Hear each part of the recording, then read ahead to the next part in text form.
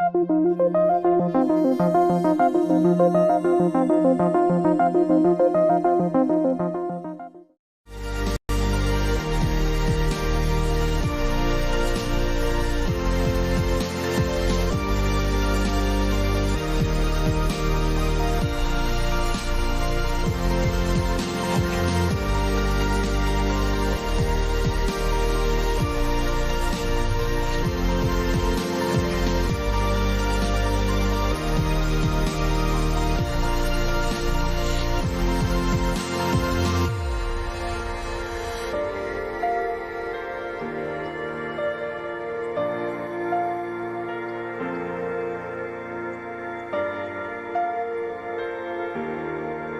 cannot solve our problems with the same thinking we used when created.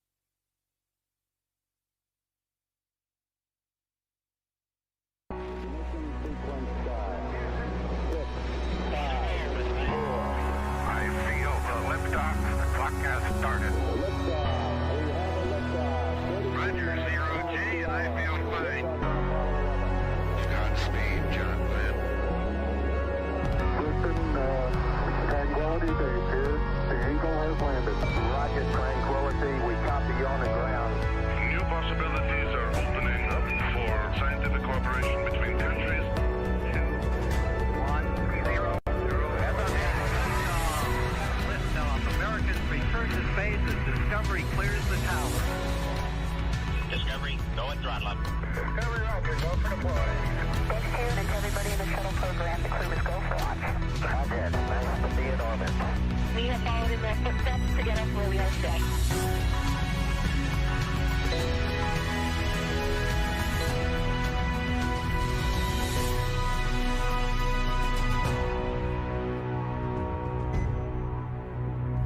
Good afternoon and welcome to our live coverage of the NASA SpaceX Crew-9 mission as it returns to Earth. Dragon Freedom departed the International Space Station at 1:05 a.m. Eastern. That was 10:05 p.m. Pacific time on March 17th for those of us here in California.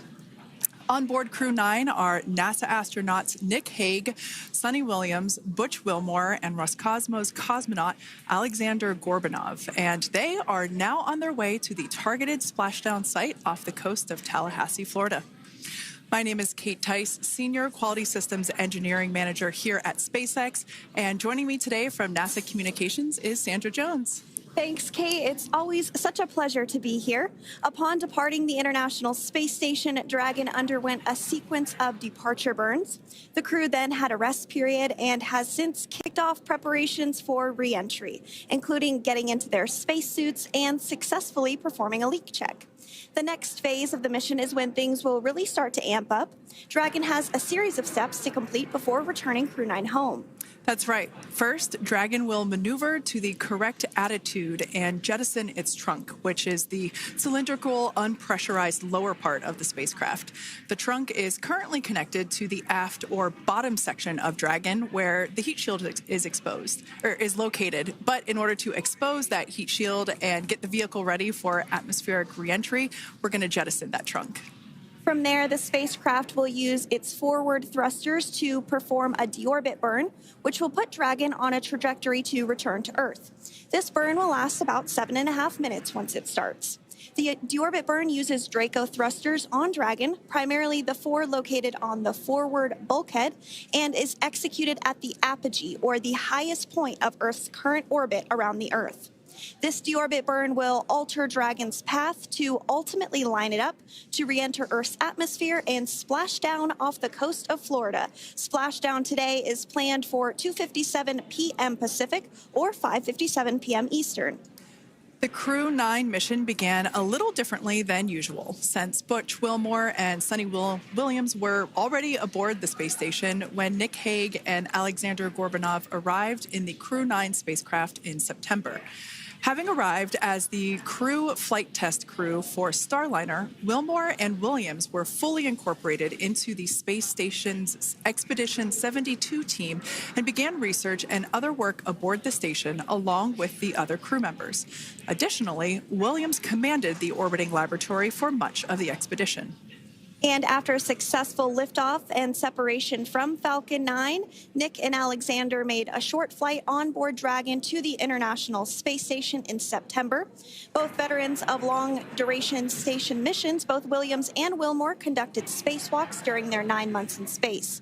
Having had the capacity to leave the station at any point, had there been some type of emergency, the crew members began packing for their voyage home about a week ago and worked through tasks and shared lessons learned with the newly arrived Crew-10 team, who arrived just a few days ago.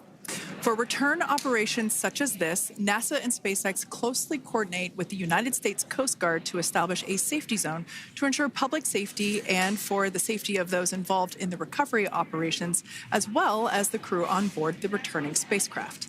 Multiple notices are issued to mariners in advance of and during recovery operations, and Coast Guard patrol boats are deployed to discourage boaters from entering the splashdown zones. Now, we do want to stress to the public the need to respect this safety zone. Recovering a spacecraft from the water is a hazardous task, and any other boats interfering increases risk to the astronauts in Dragon, the teams working to recover them from the water, and the safety of those that come too close. So for the safety of the crew and your safety, we recommend you sit back and watch as we'll be bringing you the best possible views of our astronauts' homecoming. And they will be the best views that you can get. So let's take a minute to meet our returning crew. U.S. Space Force Colonel Nick Hague is your Crew-9 commander. He was selected by NASA as an astronaut in 2013. This was his second spaceflight to the International Space Station and third launch overall. He spent 171 days in space with Crew-9 and has a career total of 374 days in space. During his mission, he completed a spacewalk with astronaut Suni Williams. That was his fourth spacewalk, earning him a career total of 25 hours, 56 minutes of spacewalking time. Before Crew-9, Hague previously served as a crew member of Expedition 59 and 60 back in 2019. He flew with EDT.UTC and NASA's Christina Koch. So this is his second time sharing the space station with Ovchinin. The Kansas native is a test pilot of a distinguished graduate of the United States Air Force Academy. Nick spent 5 months in Iraq in support of Operation Iraqi Freedom. He voluntarily transferred from the United States Air Force to U.S. Space Force in 2021 and is an active colonel.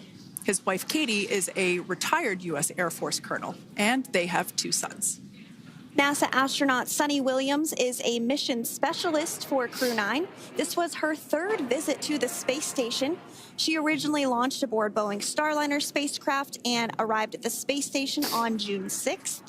And it looks like we are beginning to get some views inside the spacecraft, overlooking the shoulders of the crew on board Dragon. We'll continue to bring you those views throughout the day and views throughout Splashdown this afternoon rather. But to jump back into a little bit more about Suni, she became an Expedition 71-72 crew member, and she logged 286 days in space on this mission. But she actually has a total of 608 days in space, the second most time in space by a U.S. astronaut. Former NASA astronaut Peggy Whitson ranks first for the U.S. with 675 days in space.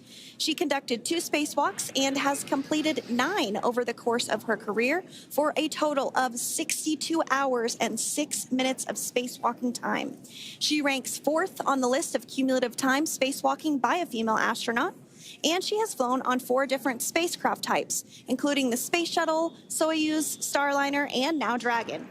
Previously, she served on Expedition 14 and 15 in 2006 and 2007, and again with Expedition 32 and 33 in 2012. She's a retired U.S. Navy captain and is a proud graduate of the U.S. Naval Academy. NASA astronaut Butch Wilmore is also serving as a mission specialist today. This is his 3rd spaceflight and, just like Suni, logged 286 days in space. He conducted 1 spacewalk and completed 5 over the course of his career, earning him a total spacewalking time of 21 hours, 2 minutes. He's flown on 4 different spacecraft types throughout his career: the Space Shuttle, Soyuz, Starliner, and now Dragon. Previously, the Mount Juliet, Tennessee native served on STS-129 in 2009 and Expedition 41 and 42 from 2014 to 2015. Wilmore is also a retired captain in the U.S. Navy.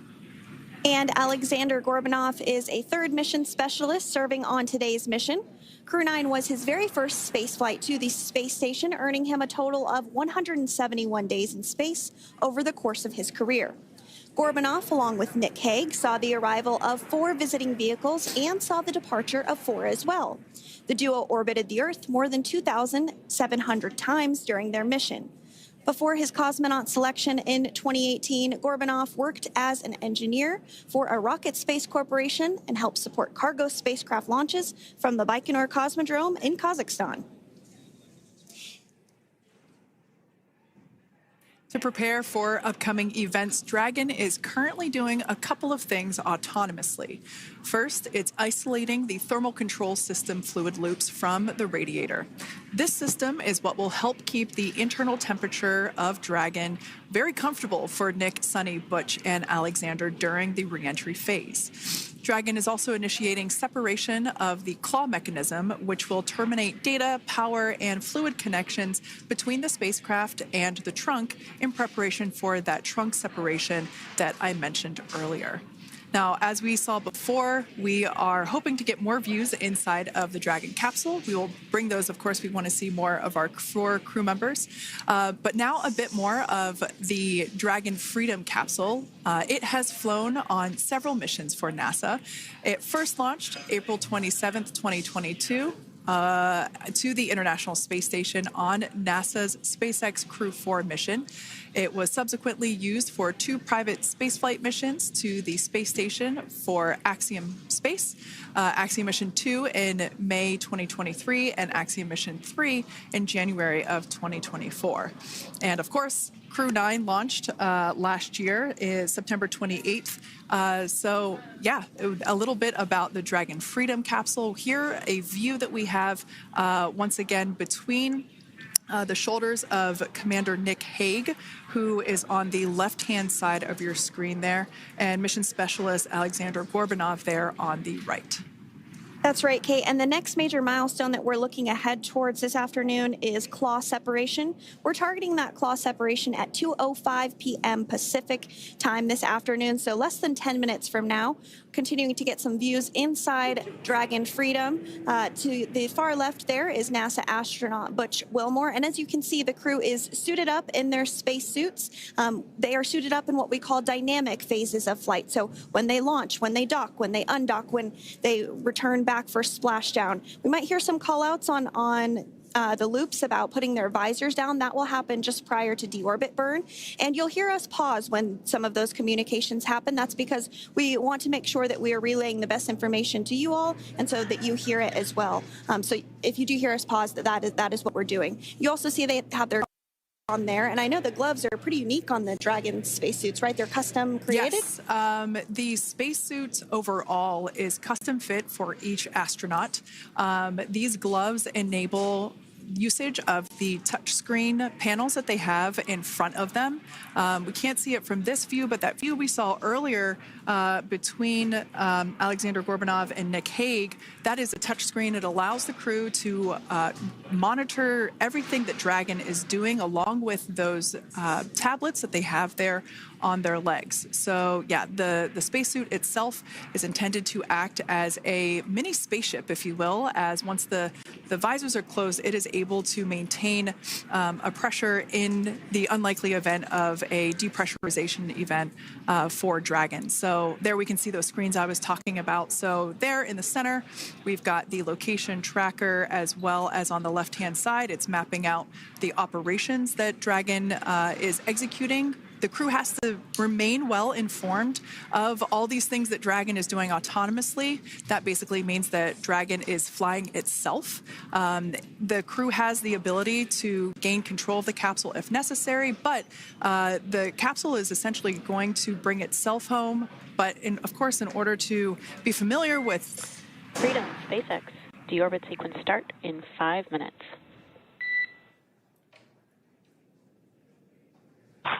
Freedom cops.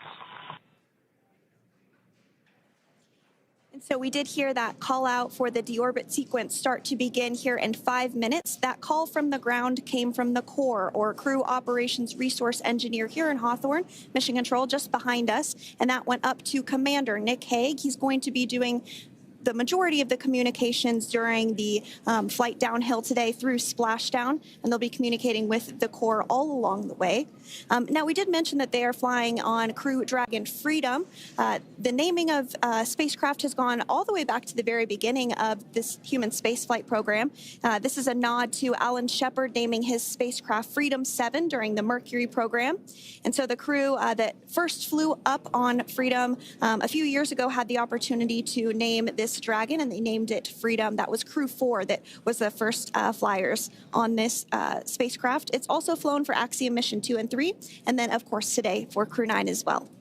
Yeah, actually, fun fact about this particular capsule, of those 4 missions that Sandra just mentioned, we have seen daytime splashdowns for 2 of those. Today will mark the third daytime splashdown. So there's something lucky about this particular capsule that gets daytime splashdowns. Nighttime is great because we can see even more clearly the capsule streaking through, but I personally love the daylight views because we really get even better views of the recovery team operations during that phase of the mission. Yes, absolutely. And if you follow along with our missions, you'll know that sometimes weather is a watch item when it comes to undocking and splashdown. We do splashdown in the water, so we want to ensure that parameters like wave heights and wind speeds and precipitation, lightning, all of that is looking good for the crew and the safety of those recovery personnel. And today the weather is just pristine. We got off of space station on the very first attempt. So I'm joking around and saying that it was because it was St. Patrick's Day and we got really lucky with the weather. I wouldn't disagree with that. Speaking of weather, we will be hearing from Core probably around 2:20-ish.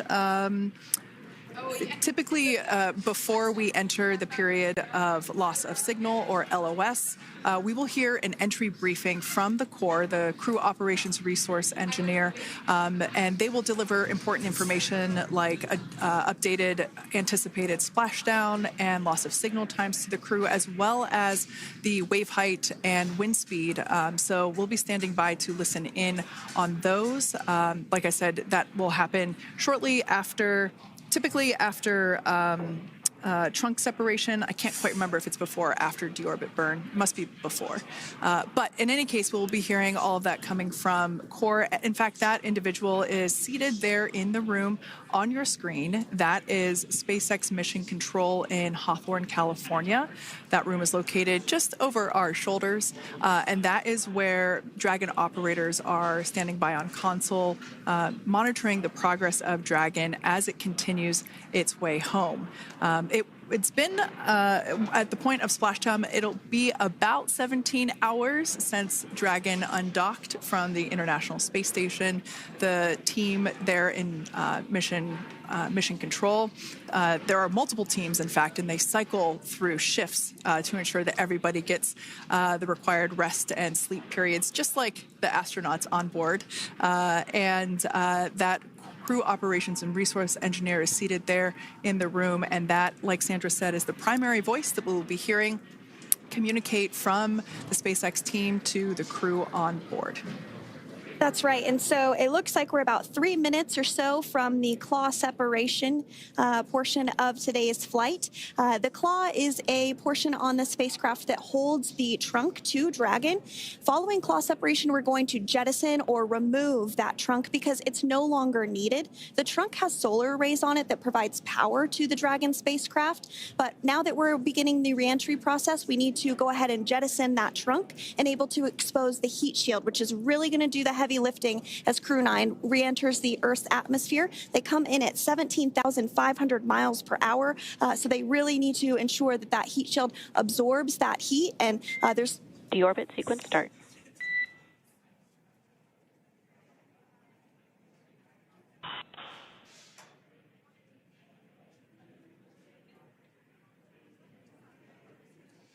And so we did just get communications there that the deorbit sequence start has begun.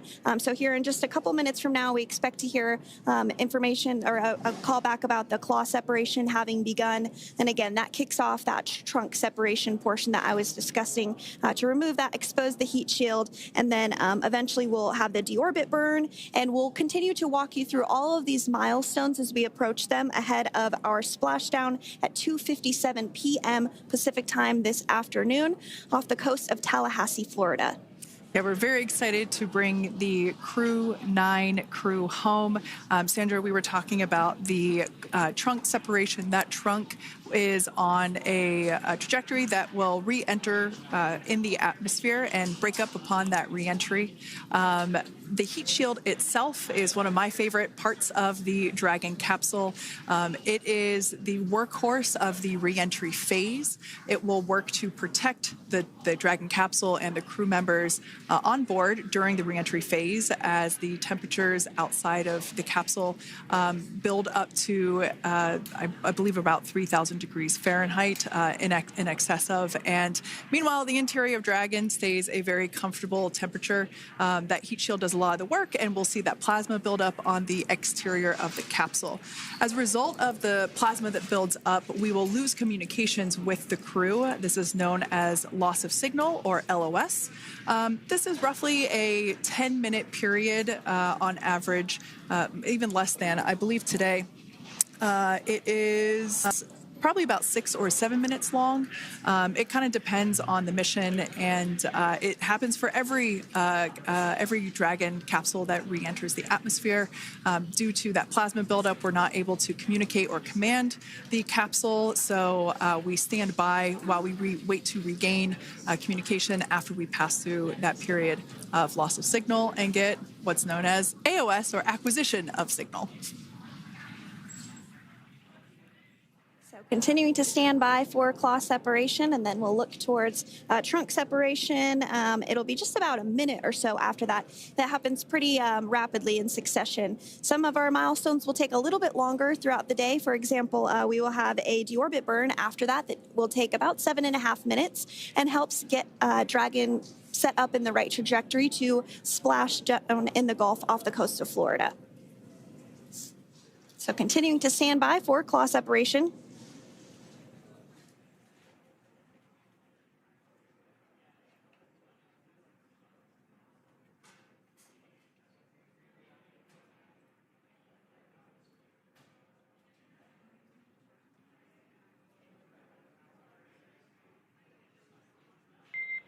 Nominal trunk jettison. All right. Freedom copies. Great news there. That trunk has been jettisoned from the Dragon capsule. So the claw was separated. That's the mechanism that connects the telemetry and power between the Dragon capsule and the trunk. In order to expose the heat shield underneath Dragon, we had to jettison that trunk, and so we just got confirmation that that has happened. So that is great news. Basically means that telemetry is looking good, and that the nitrox system is primed for cabin and suit cooling, and the heat shield, like I said, is now exposed and ready for atmospheric re-entry. The trunk served its purpose by gathering energy from the sun through its solar cells and converting that to battery power. Since we separated the trunk, we can't generate any more new power, but we really don't need to since we're coming home and Dragon has enough battery power already stored. Now, up next, the final steps that Dragon will perform prior to re-entry: the slew, or the maneuver to deorbit burn attitude, and then the deorbit burn itself. This deorbit burn is the last time that the forward Dracos, which are the 4 thrusters located on top of the spacecraft under the nose cone, it's the last time that they will ignite.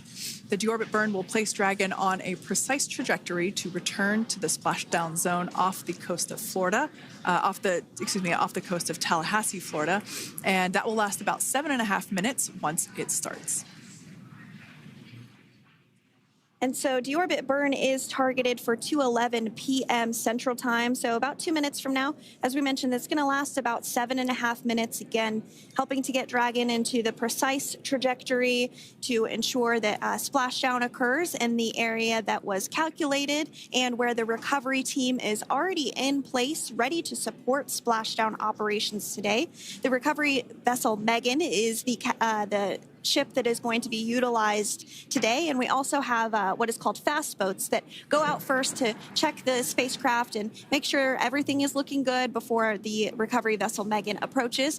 So that whole recovery process takes about an hour, I would say, from the time the crew splashes down to the time they're on the boat and the crew gets out of the capsule. And we'll continue to bring you live coverage through every step of the way today as Crew-9 returns home. Indeed. Now, let's take a little bit of a closer look at Dragon.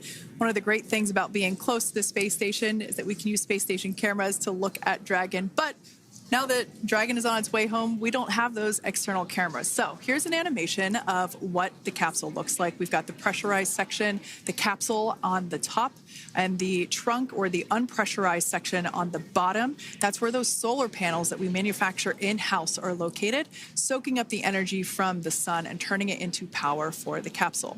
At the very top of the capsule is the nose cone. That is where the Dracos, the forward Dracos, are located. That nose cone is currently open, not closed like we saw in that animation. Once we get through the final maneuverings for the re-entry phase, we will close the nose cone capsule just before Dragon begins its atmospheric entry to protect that forward hatch there located along with those forward Dracos. So, Go ahead. That's right. I was going to mention that the nose cone does open shortly after launch, and it remains open the entire time that Dragon is docked to the International Space Station. So as an example for this particular spacecraft, Freedom, since September when it docked to the International Space Station, remains open that entire time, and here shortly it will close for the very first time since September. So quick recap of what Dragon has done in recent history here.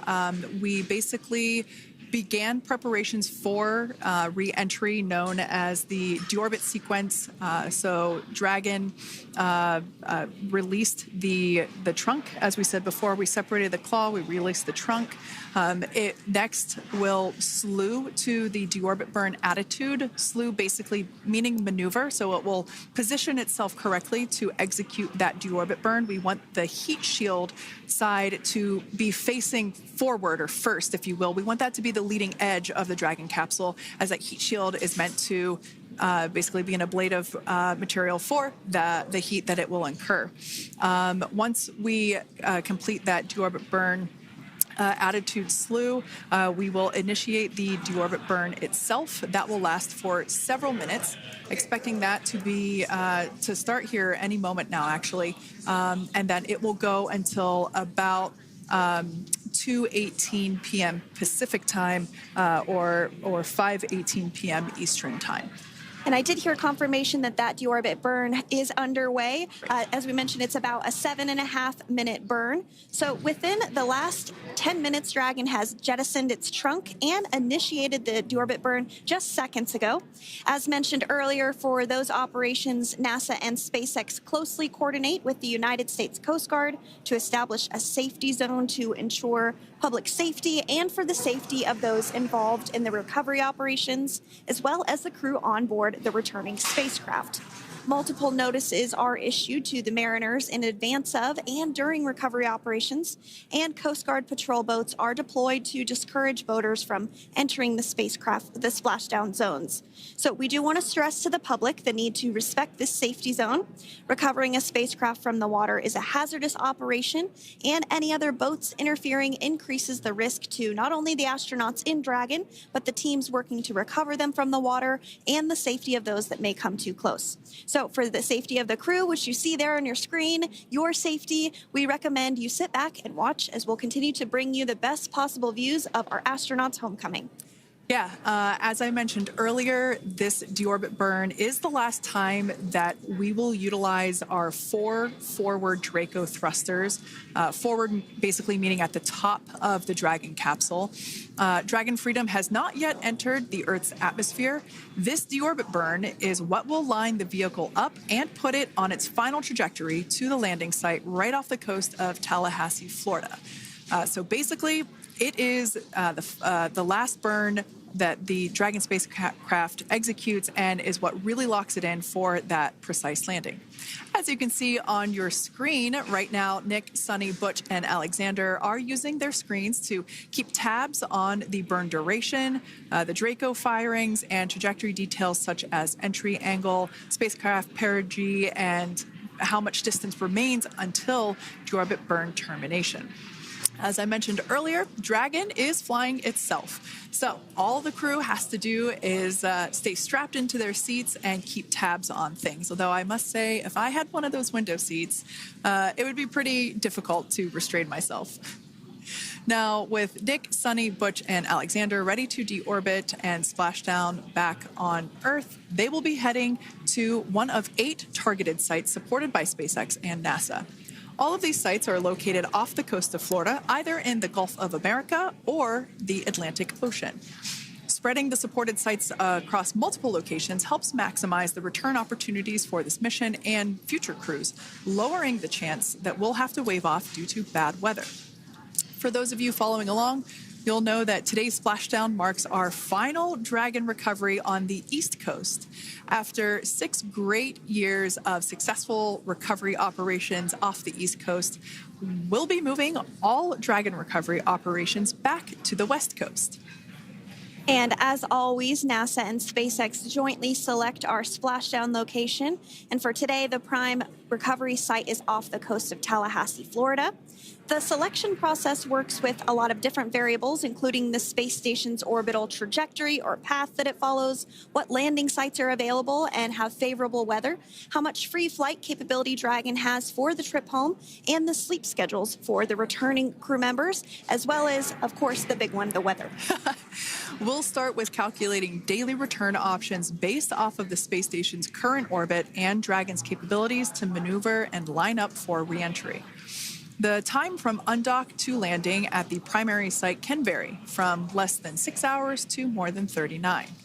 Getting home the quickest comes with some obvious benefits, but we always have to make sure the crew is properly rested for dynamic operations, preventing us from scheduling 20-plus hour days for them, of course.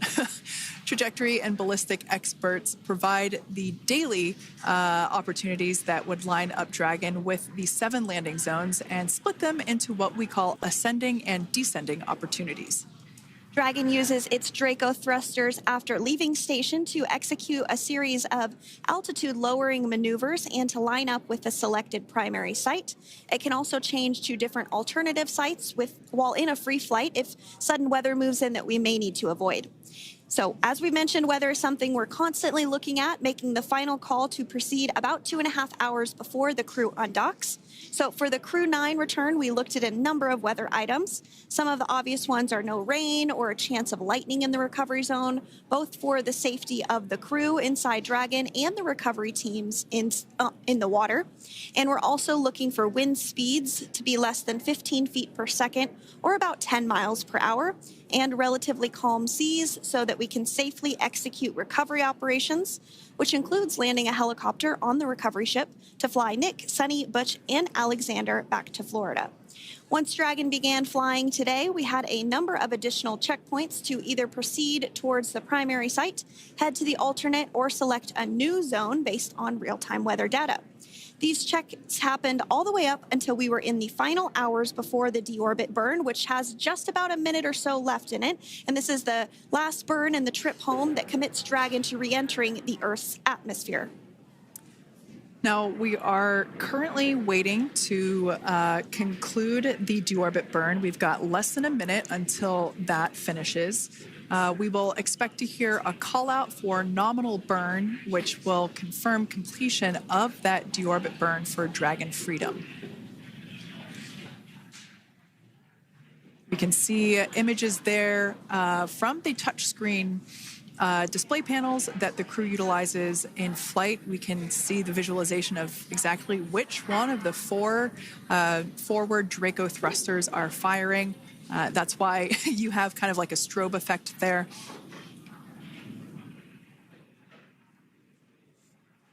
And if you're just joining us, you are looking at live views of the Dragon Freedom. On your left is Commander of Crew-9, Nick Hague. To his right is Roscosmos cosmonaut Aleksandr Gorbunov, and also in Gorbunov, excuse me, that is Aleksandr Gorbunov. And then also in the capsule today is NASA astronauts Suni Williams and Butch Wilmore. We are awaiting confirmation that their deorbit burn is complete, which is the last burn that's going to help set them up on a trajectory to Splashdown off the coast of Florida. Deorbit burn complete. Performance nominal. Nose cone closure initiated. Freedom copies. All right, excellent news there. We heard the words we were looking for, nominal burn. So that means that that deorbit burn was successful and nominal, meaning as expected. And we're now beginning to close the nose cone in preparation for atmospheric reentry. So in the background, Dragon is currently inhibiting those forward bulkhead Draco thrusters that we just used to complete the deorbit burn, ensuring it's safe to latch the nose cone shut for re-entry. Also, the vehicle has initiated the nitrox suit purge, which will help keep Nick, Suni, Butch, and Aleksandr cool and comfortable during re-entry, which is coming up in about 20 minutes from now.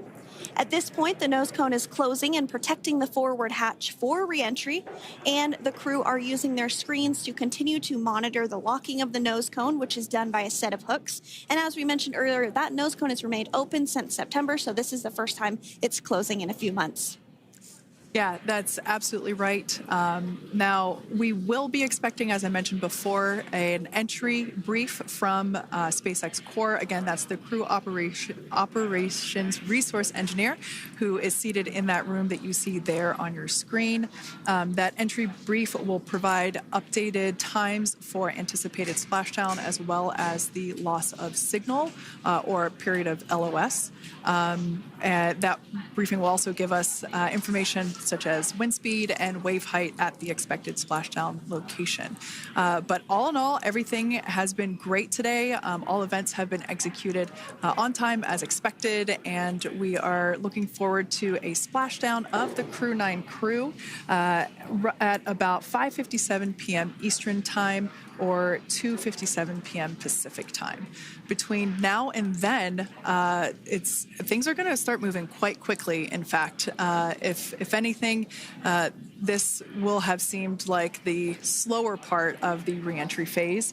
We're going to go through, like I said, that period of loss of signal or LOS.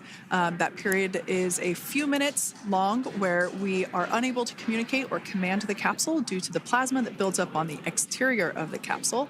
That period, like I said, lasts for a couple minutes. You will start to hear SpaceX Core hail the Crew-9 crew a little bit earlier than expected because we, in the past, have actually regained communications a couple minutes earlier than initially anticipated. So we'll go through that period of loss of signal, that entry period, that specifically when the Dragon spacecraft is re-entering through the atmosphere. Approximately at about 18,000 feet when the capsule is traveling at 350 miles per hour. We will see our first views of parachutes for the day. It's one of my favorite moments of return sequences is when we get to see the drogue parachutes. We'll see the drogues come out. Those drogues will help slow the vehicle down to about 119 miles per hour.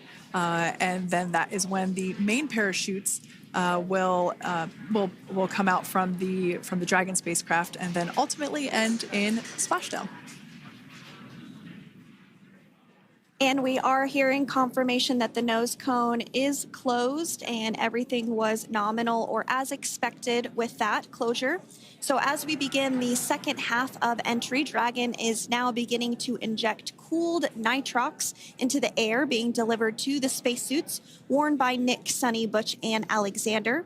Again, this is what will allow the crew to remain comfortable while external temperatures reach 3,500 degrees Fahrenheit as they re-enter the Earth's atmosphere. So the heat shield is pointing forward, leading Dragon to the landing site. Yeah. Now, speaking of the heat shield, Dragon's primary heat shield is comprised of PICA 3.0, which stands for Phenolic Impregnated Carbon Ablator. The first-gen PICA was initially developed by NASA for studying and sampling comets within our solar system. SpaceX partnered with NASA to develop PICA-X, which was the second-generation product used on all Dragon 1 cargo resupply service missions that resupplied the International Space Station on 20 missions.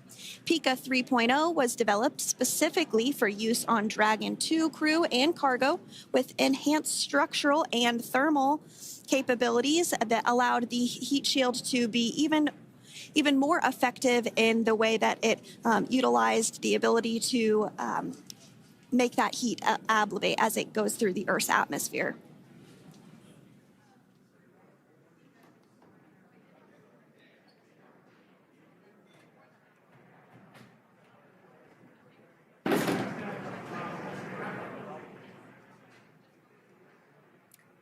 The remainder of Dragon is composed primarily of a SpaceX proprietary ablative material. It's another class of thermal protection which is lighter weight versus PICA and protects the underlying composite structure during reentry to ensure the structural capabilities are maintained. While Dragon will experience temperatures well over 3,000 degrees during peak reentry conditions, the characteristics of the thermal protection system coupled with the environmental control and life support system in the pressurized interior will ensure that Nick, Suni, Butch, and Aleksandr stay cool and comfortable during all phases of reentry through splashdown. Now, if you've just recently joined us, we hope to regain views of our crew members inside Dragon Freedom, but we don't have those available at the moment due to ground station coverage. So we will bring those back to you as soon as we can. Now, after Dragon Freedom has re-entered the Earth's atmosphere, a series of parachutes will deploy to slow the crew's descent. First will be the 2 drogue parachutes, followed by the 4 main parachutes, and those will guide Dragon to its first contact with Earth since it launched back in September. Dragon will automatically deploy these parachutes when different pressure and positioning sensors on the spacecraft detect that they're at the right speed and altitude. Vehicle velocity at drogue deploy is approximately 350 miles per hour, and they deploy at about 18,000 feet. Now, when the vehicle velocity at main deploy is approximately 119 miles per hour, and they deploy at about 6,500 feet. When Dragon splashes down in the water, the vehicle velocity will be about 16 miles per hour, so you can really see how those parachutes help to slow down the crew inside the capsule.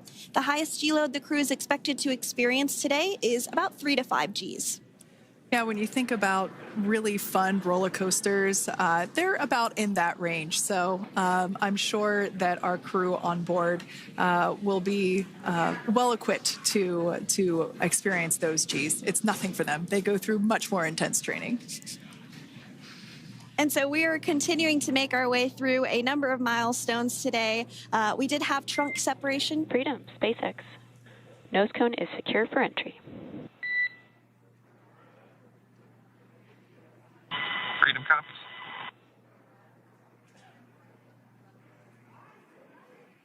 All right, great news there. That tells us that the final physical configuration change for Dragon is complete. We have closed that nose cone. This is the last physical change that Dragon undergoes prior to re-entering the Earth's atmosphere. It's important that that nose cone is completely closed because underneath it is not only where the 4 forward Draco thrusters are located, but it's also because that is where the forward hatch is located. That is the hatch that is utilized for the crew to ingress and egress from the station while it is docked on board. And since our capsules are flight proven and we reuse them on future space flights, we want to make sure that all of the integrity of that hardware remains intact. So that nose cone is successfully closed, and we're going to start moving pretty quickly here. As I mentioned before, we'll go through loss of signal. We'll get that signal back several minutes later, and then we'll see the parachute action. Yep, and then that's all ahead of Splashdown off the coast of Florida. We're targeting Tallahassee as our splashdown zone today at 2:57 p.m. Pacific time this afternoon. Now, you did mention the call to the crew. They'll do some additional calculations following that burn and potentially let us know if that splashdown time has changed at all. But right now, we are continuing to target 2:57 p.m. And you can see there on your screen a path of where Dragon will be re-entering today. So if you are in the southern tip of Mexico, you might have the opportunity to see Dragon. Because it's a daytime splashdown, you probably won't have too great of views, but potentially you'll have the opportunity to get a glimpse of it there. Once again, Dragon operators, they're monitoring the progress of Dragon through this re-entry phase. That is SpaceX Mission Control, located here in Hawthorne, California. That is also where the crew operations and resource engineer is seated. That person is the voice that we have heard multiple times and will continue to hear as the primary point of contact to the crew on board Dragon Freedom. We will also hear the voice of Commander Nick Hague. Basically, after we hear the Corps communicate something, we will hear Nick Hague indicate that they copy, that they heard the message well, some sort of recognition that the message was received. And if you joined us yesterday for our coverage during the undocking, we were communicating through something that's called a big loop. We do that when we're in integrated operations with the International Freedom, SpaceX, for entry sequence. Report when ready to copy.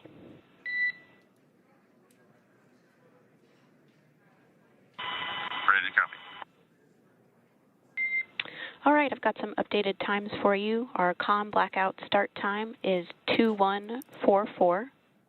Our comm blackout end time is 2151. And our splashdown time is the same per your displays, 2157.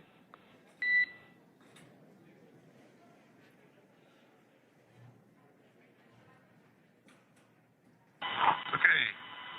Understand comm blackout start 2144, stop 2151, splashdown per display. That's a good readback. And with that, please report when tablets are secured behind the elastic bands, restraints are tight, and visors are down. And copy, Wilco.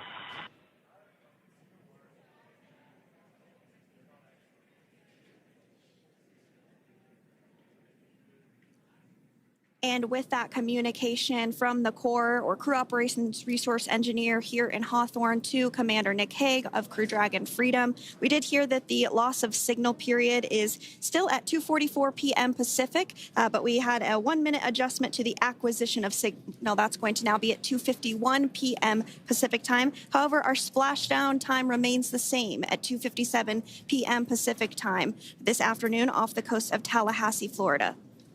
So all good news there as Dragon continues to make its way home with the Crew-9 crew. As we've mentioned before, we are splashing down on the Gulf Coast. We have ability to splash down on either side of Florida, but the location site just outside of Tallahassee, Florida is the site that was selected today due to best recovery conditions. And as Sandra mentioned before, weather is always a watch item, but everything is looking great for that particular recovery location. So I'm sure once we start getting views from the recovery vessel, I have a feeling it's going to be a pretty beautiful afternoon. And we did mention that, of course, this is a daylight splashdown, so we should be getting some great views. We do have a couple of spacecraft called the WB-57, which are high-altitude planes that NASA utilizes during splashdown operations. Those are en route and going to be tracking the capsule as it makes its way through the atmosphere and should be providing some good views for us. Kate and I were just chatting about how we haven't had a daytime splashdown in a little while, so we're looking forward to the views along with you. Yeah. Nighttime views are also great because we can see that capsule streaking through the night sky quite brightly. So like Sandra, you said earlier, daylight will be a little bit less bright, but we will definitely be able to see the SpaceX recovery team operations much clearer. I could also imagine it's probably a little bit easier for the team themselves to do their work in daytime than at nighttime. We'll see them rush in really quickly with a couple of fast boats as they begin the initial safety checks and sweeps of the Dragon capsule, while also retrieving the parachutes from the surface of the ocean.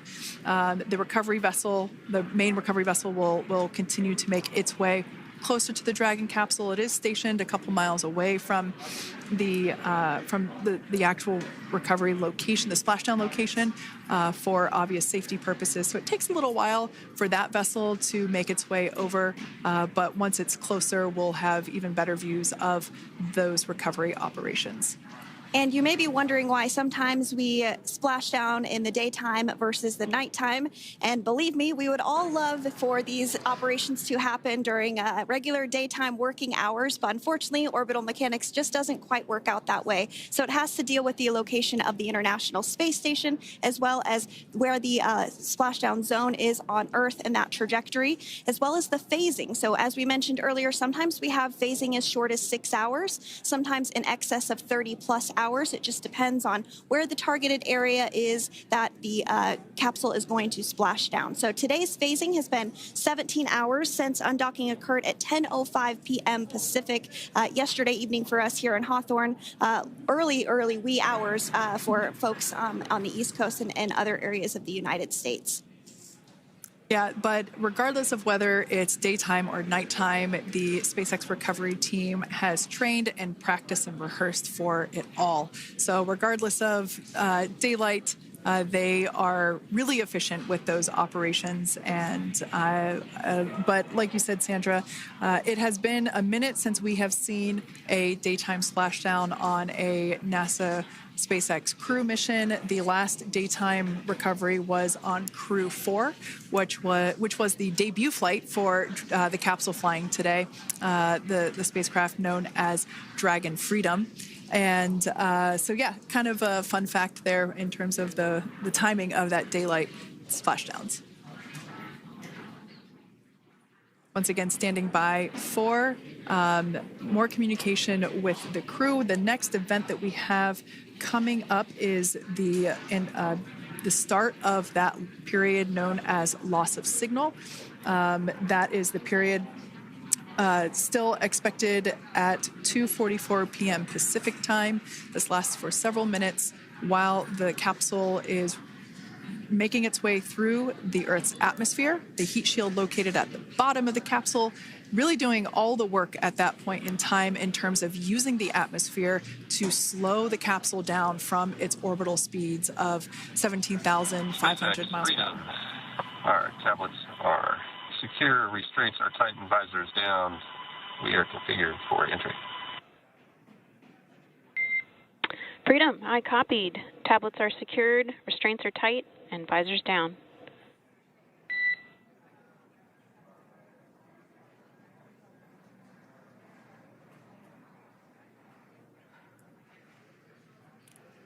All right, great news there in terms of continuing to make progress.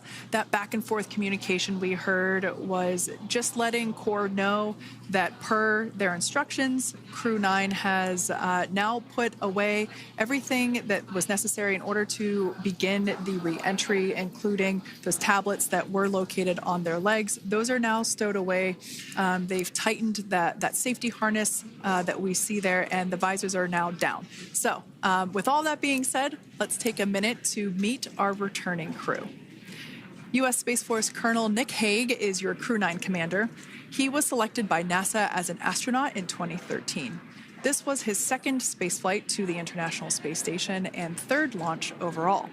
He spent 171 days in space with Crew-9 and has a career total of 374 days in space. During his mission, he completed a spacewalk with astronaut Suni Williams. That was his fourth spacewalk, earning him a career total of 25 hours, 56 minutes of spacewalking time. Before Crew-9, Hague previously served as a crew member of Expedition 59 and 60 back in 2019. He flew with Aleksandr Ovchinin and NASA's Christina Cook. So this is his second time sharing the space station with Ovchinin. The Kansas native is a test pilot and distinguished graduate of the United States Air Force Academy. Nick spent 5 months in Iraq in support of Operation Iraqi Freedom. He voluntarily transferred from the United States Air Force to U.S. Space Force in 2021 and is an active colonel. His wife, Katie, is a retired U.S. Air Force colonel, and they have 2 sons. NASA astronaut Suni Williams is a mission specialist for Crew-9. This was her third visit to the International Space Station. She originally launched aboard Boeing's Starliner spacecraft and arrived at the space station on June 6th. Following the agency's decision to return Starliner uncrewed, she became an Expedition 71 and 72 crew member, where she logged 286 days in space on this mission. But Suni has a total of 608 days in space, the second most time in space by a U.S. astronaut. 5 minutes until predicted comm blackout. We'll see you on the other side at 21:51.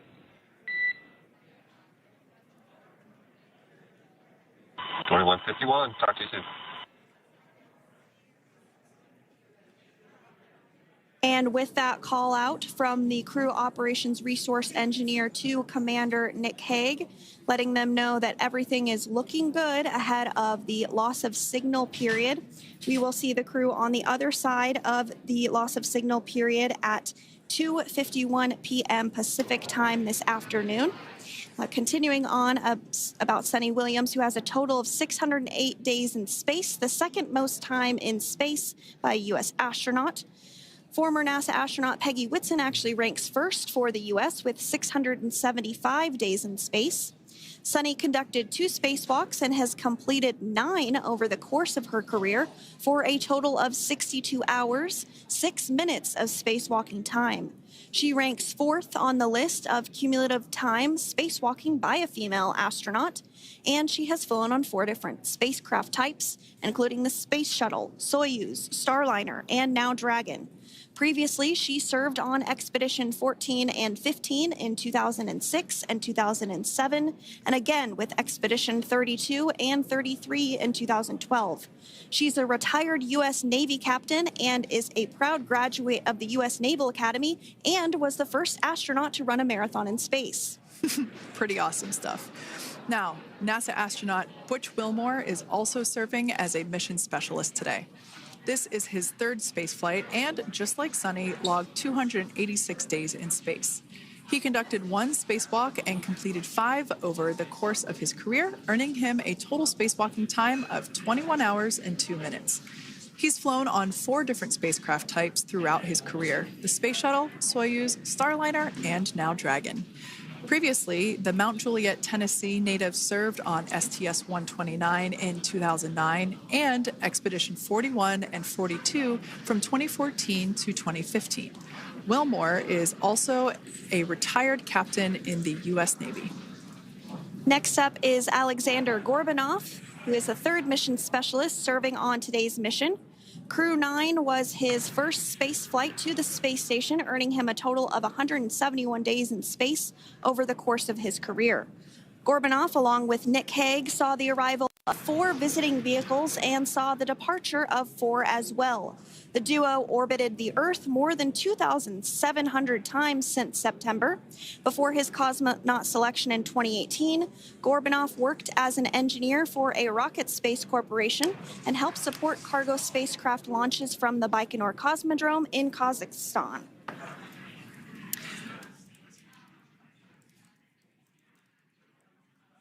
So if you are just joining us, we are continuing to bring you live coverage of Crew-9's return to Earth following their mission aboard the International Space Station, where they completed science and research investigations.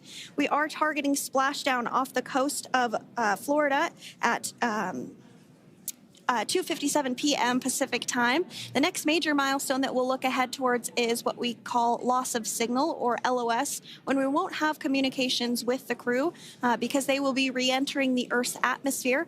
And during this process, there is plasma that builds up around that heat shield, so we are not able to communicate with the crew, but we are anticipating to regain communications with the crew at a short time from now at 2:51 p.m. Pacific time today.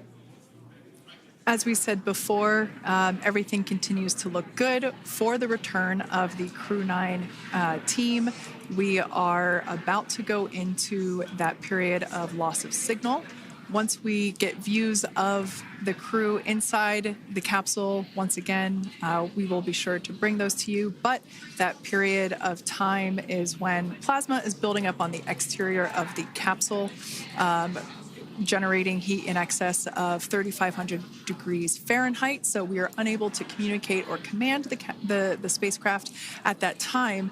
And that includes, unfortunately, video feeds as well. So as soon as we get the views back inside Dragon, we will bring those to you. But until then, we are going to stand by and continue to monitor the progress of Dragon. Like Sandra just said, we are anticipating the blackout period to begin at 2:51 p.m. Pacific time, 5:51 p.m. Eastern time. This will last for several minutes. It's not super exact, even though we are predicting acquisition of signal, or AOS, to come back at 5:51 p.m. Eastern time. In the past, we have regained communication sometimes a little bit earlier than that, so we'll probably start to hear Core begin to hail Crew Dragon a minute or two prior to that anticipated acquisition of signal.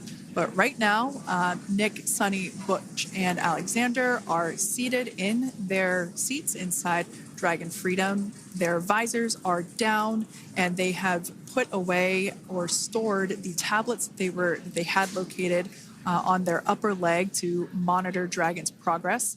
Now they will be utilizing the touchscreen displays where the current operation and future operations will be displayed as they are able to monitor Dragon's progress continually. As I said before, Dragon is autonomous, meaning it is flying itself. So the crew stands by and monitors, and those touchscreen displays are what will be allowing them to do so and prepare for events such as parachute deploy.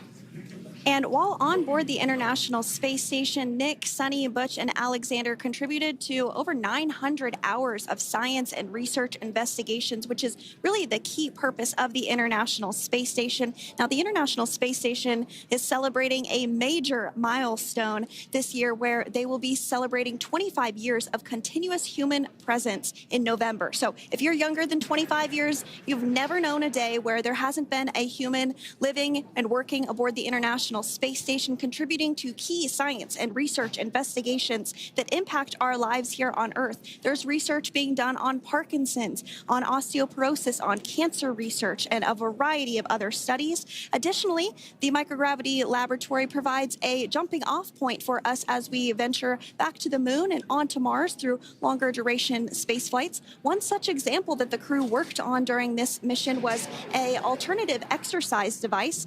In microgravity, the crew has to exercise for about 2 hours a day because they're not having the effects of gravity on their body. So to prevent bone and muscle loss, we counteract that with 2 hours of exercise per day. On board the International Space Station, they have 3 ways in which they can exercise. They have a bike, they have a treadmill, and they have a similar to a weightlifting machine that counteracts the microgravity environment. But a particular experiment that this crew tested out was a combination of all 3 of those in one smaller device. And this is really critical as we continue on to the moon, Mars, and beyond, because space is really important in spacecraft. So if we have something smaller that the crew might be able to utilize, that can potentially help us venture out even further into the solar system. So science is really the name of the game when it comes to the International Space Station. Some of the other science highlights that took place during this increment that are particularly interesting to me was we had the first wooden satellite that was deployed. This is a study to see if other materials might be more resourceful or renewable in space. So I'm really excited to see the results of that one as well. Additionally, we had a couple of spacewalks that took place to not only provide maintenance to the International Space Station, but also where we swabbed the outside of the space station near vents to see if any microbes that we all have microbes on us, to see if any of those could survive in the harsh environment of space, which again is very important for us to know and understand as we continue to the moon, Mars, and beyond. Very exciting stuff.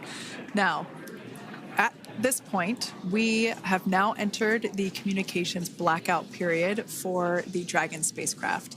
This lasts approximately 7 minutes due to plasma formation around the spacecraft itself. During this time, no vehicle telemetry is received by mission control or the recovery team, and no external commanding of the vehicle or voice communication is possible. But as a reminder, Dragon is designed to fly itself.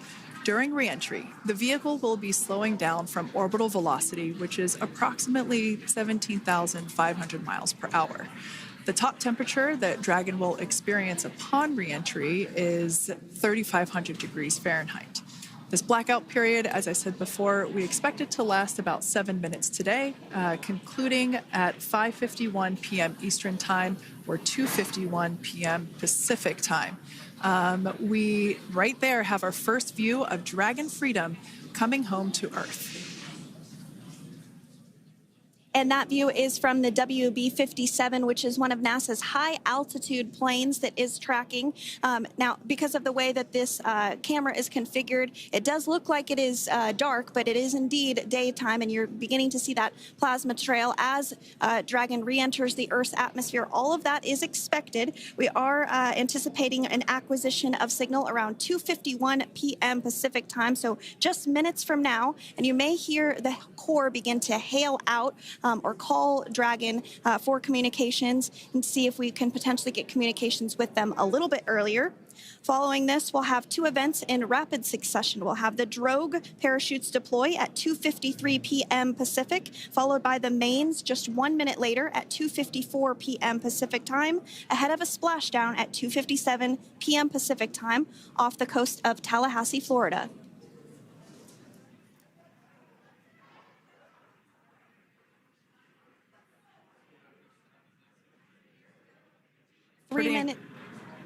Pretty incredible views of the Dragon spacecraft making its way home back to planet Earth with the Crew-9 astronauts on board. Once again, this view is coming from the WB-57 plane. That heat shield we can see doing magnificent work as it works to... Freedom, SpaceX, ComCheck.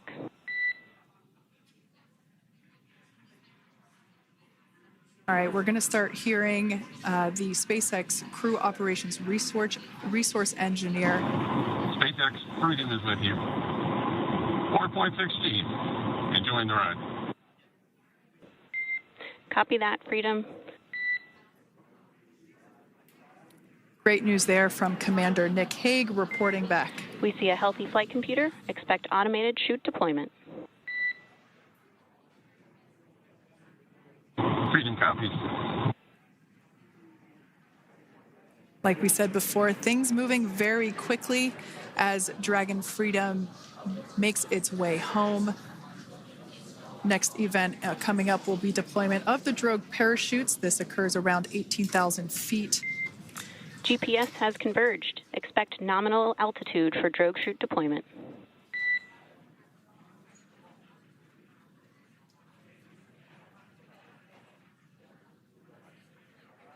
We're about 2 minutes away from deployment of those drogue parachutes. Now the heat shield is continuing to work to slow the vehicle down. That entry period, the Dragon spacecraft went from orbital velocity about 17,500 miles per hour down to about 350 miles per hour. So it really gives you a sense of why that plasma builds up on the exterior of the capsule, thanks to the heat shield and the work that it does. Those drogue parachutes will slow it down from 350 to about 119 miles per hour. We can see 15 kilometers. Brace for drogue window. We can see seat rotation happening inside the capsule. Great to get those first views of our crew members. Once again, the capsules are going about 350 miles per hour when the drogues are deployed. Those drogue parachutes that we manufacture here in-house are going to slow the spacecraft down to 119 miles per hour. And that is when we will see the main parachutes deploy, and that occurs about 6,000 feet above the ocean's surface. And we are expecting drogue deployment at 2:53 p.m. Pacific, so we should see it any second now. And there you are getting a great view of Crew-9 inside Dragon Freedom as it returns back to Earth. We are awaiting the drogue deploys. This view coming from the WB-57 high-altitude plane. And there you see it on your screen, drogue deployment. Drogue descent rate nominal. You can hear the crowd here. Visual on 2 healthy drogues. The crowd here very excited as Dragon Freedom continues to make its way back to planet Earth.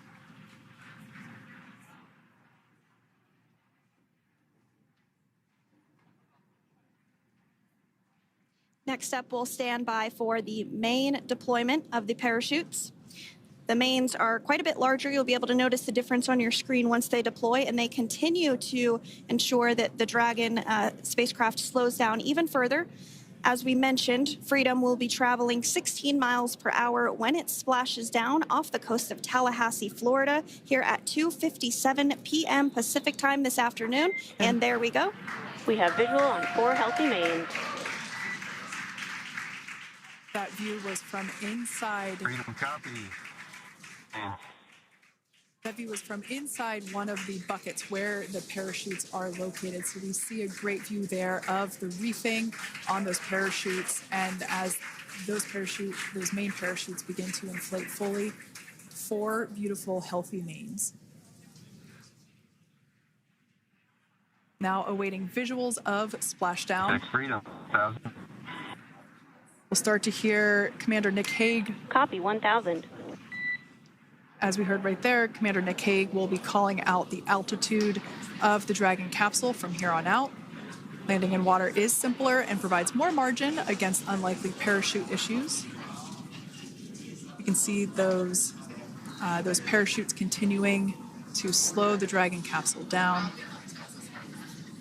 And if you're just joining us, you're looking at 800 meters. a live view of Crew-9, just minutes away from splashing down off the coast of Tallahassee, Florida. Splashdown 2 minutes from now at 2:57 p.m. Pacific. We do have 4 healthy mains really doing the job there. Just breathtaking views of a calm, glass-like ocean off the coast of Tallahassee, Florida. Crew-9 just minutes away from splashing down. This is really such an incredible shot. That Copy, was 600. That was a live view from our recovery vessel, Megan, which is stationed a couple miles away from the splashdown site. We can see the crew there using their restraints as resting places for their arms. They were just in space moments ago, so their arms were able to float freely. 400 meters. This is a gorgeous bluebird day here that we have for the splashdown of Crew-9. It's incredible to think that the Dragon capsule just minutes ago was going over 17,000 miles per hour and now gently coasting to a soft splashdown. 200. Copy, 200 meters. Brace for splashdown.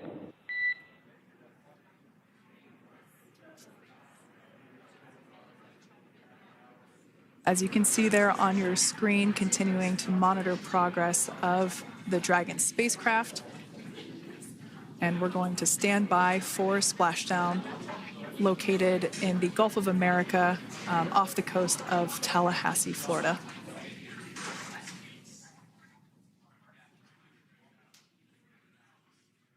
And splashdown. Crew-9 back on Earth.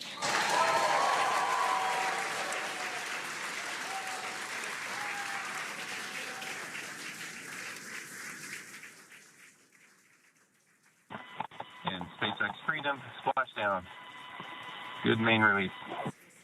Copy, splashdown. We see main chutes cut. Nick, Alex, Butch, Suni, on behalf of SpaceX, welcome home.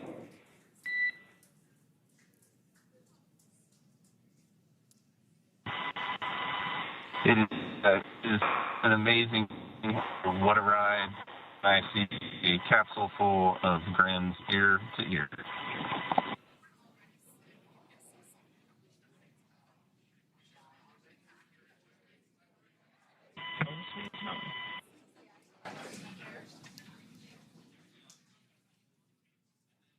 And as you can see on your screen, we have visual confirmation of splashdown. Dragon Freedom has returned home and NASA astronauts. System safety verifications are in progress. We'll report back when recovery personnel are en route.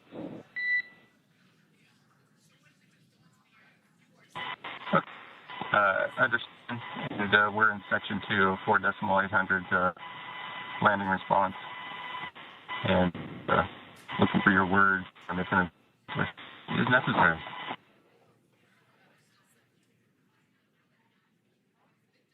In the distance, we can see the recovery vessel making its way. Copy, you're in section 2 for the environmental assessment in 4.800. That is not necessary today. Understand. Raising advice. So we will continue to have communications between the Corps and Nick Hague, the commander of Crew Dragon Freedom, which just splashed down 2 minutes ago off the coast of Tallahassee, Florida. Dragon Freedom has returned home with NASA astronauts Nick Hague, Suni Williams, Butch Wilmore, and Roscosmos cosmonaut Aleksandr Gorbunov. They're back on Earth after approximately 17 hours of a return journey from space. The SpaceX recovery ship and team have been waiting for Dragon's splashdown, and they will now make their way to the splashdown location. The teams have been ready and waiting about 3 nautical miles away, so it's going to take them about 30 minutes or so to make their way And to SpaceX Freedom. Pretty sure we're in stable 1. Copy, stable 1. We see the same.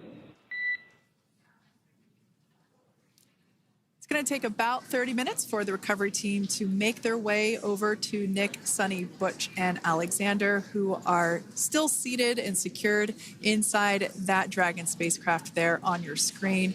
Incredible views there of that thermal protection system, or TPS. That Dragon capsule was pristine, white color before it departed the station, and we can see how the reentry phase, the thermal protection system did its job. Now, if you're wondering what that hole, that like bucket area is, that is underneath the side hatch. That is where the main parachutes were stored. So when we saw the Dragon capsule docked at station, it looked very different. The panel that protects and covers the main parachutes, that was still intact, as well as the panels that enclose where the drogue parachutes are located. We can see those fast Freedom. boats. SpaceX is go for recovery personnel to approach. Expect personnel alongside in the next few minutes. Freedom copies. We can see those fast boats. We weren't kidding when we said they were fast. While it does take about 30 minutes for the main recovery vessel to make its way over to the capsule, these fast boats will be doing a couple of things simultaneously. A couple of them are going to be working to retrieve the parachutes that you see in the background there of this drone shot.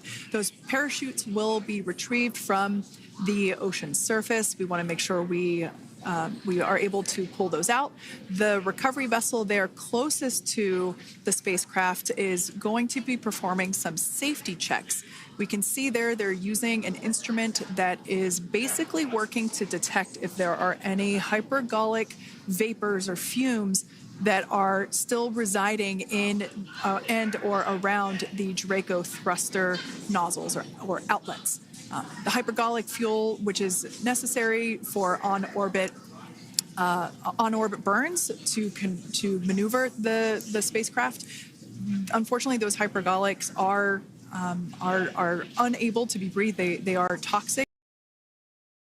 And so this team here is doing those initial safety checks to make sure that it is safe for the rest of the recovery team to approach the spacecraft.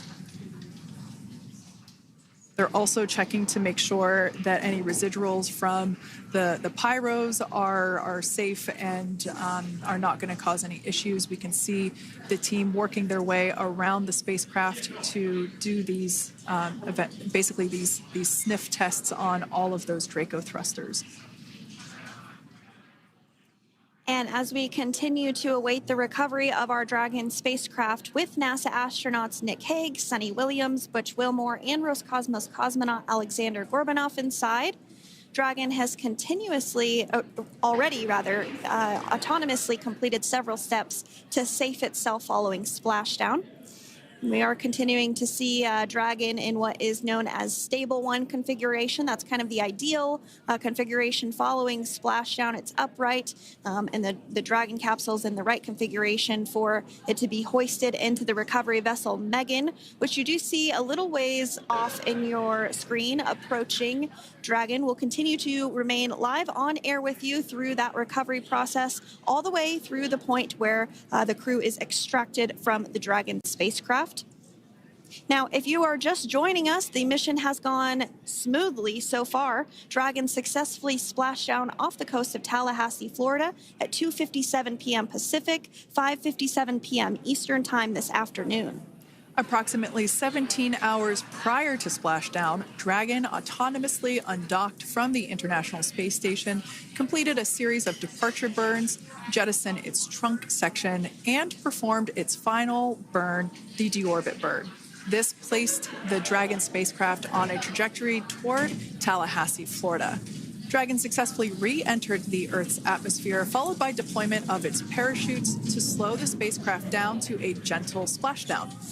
We're now going to follow the Freedom. Hypergol sweeps and unfired ordnance checks are nominal. Rigging is in progress.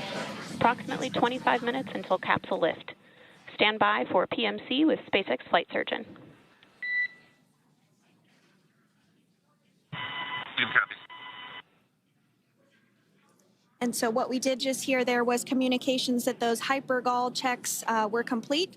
They didn't find any of that upon those checks, so we'll continue to move through the timeline. Next up is a process called rigging, which you see happening right now on your screen. This is when a SpaceX recovery personnel actually works to climb aboard the capsule and work through procedures ahead of lifting onto the nest of the recovery vessel Megan. We heard it's going to be about 25 minutes or so until that lift actually takes place.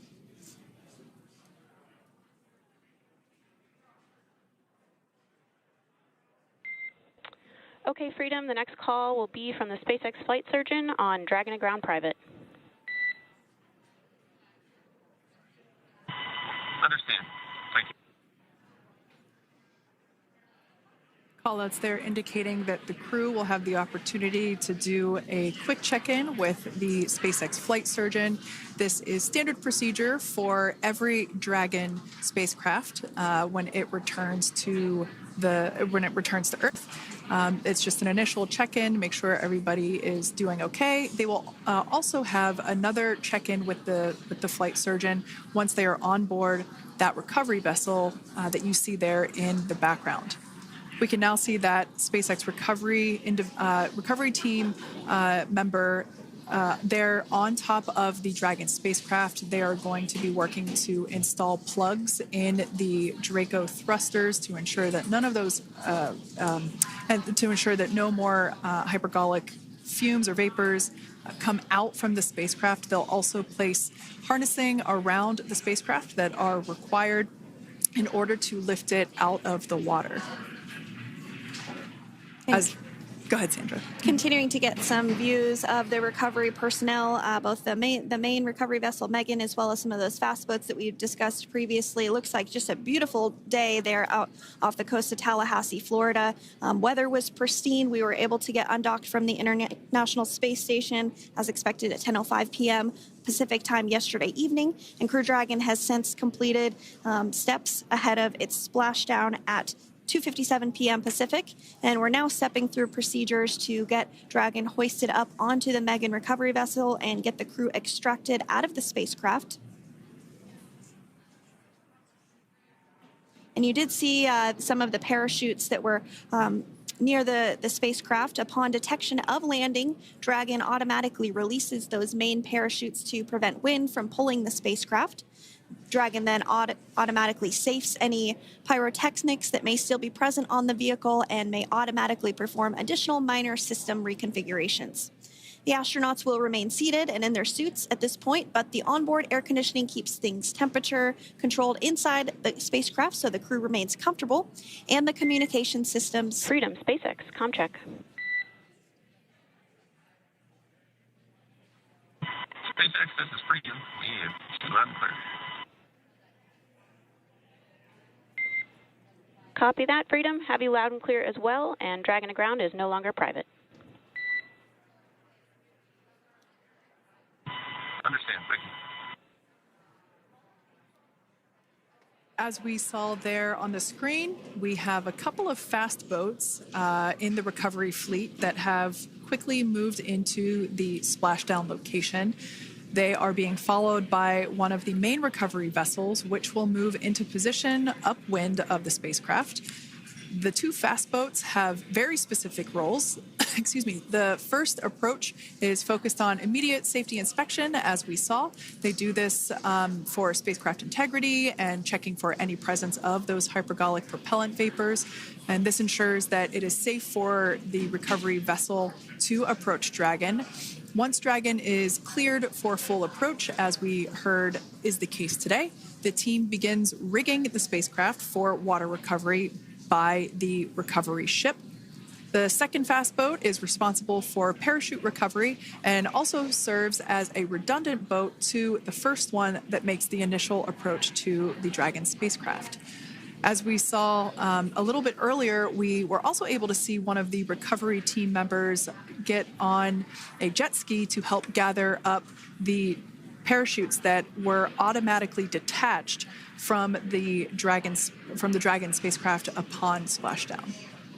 And it will take a little over 10 minutes for the recovery crew to complete their safety checks.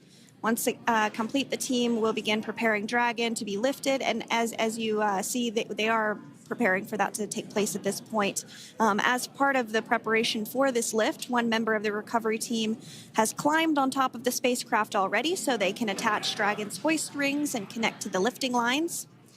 It will take us less than an hour to raise Dragon to the recovery boat and remove the crew from the spacecraft.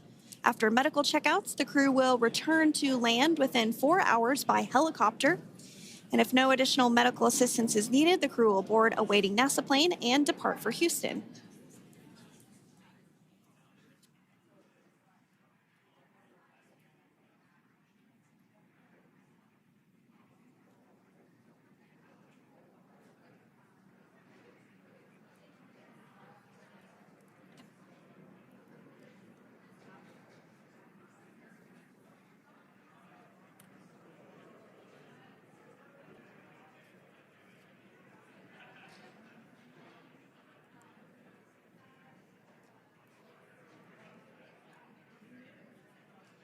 And as we continue to await Dragon to be hoisted up onto the ship, we have a very special treat. NASA Public Affairs Officer Jaden Jennings, who is actually on the recovery vessel and had a bird's eye view of the splashdown today. Jaden, how are you? How was the view from the recovery vessel? Hi, Sandra. How do you hear me? I've got you loud and clear, Jaden. It's so great to hear you. Awesome. So Splashdown, Sandra, was nothing Freedom, short of be advised. spectacular. We are transitioning the forward link. Comm will be unavailable for approximately 5 minutes. Freedom comes.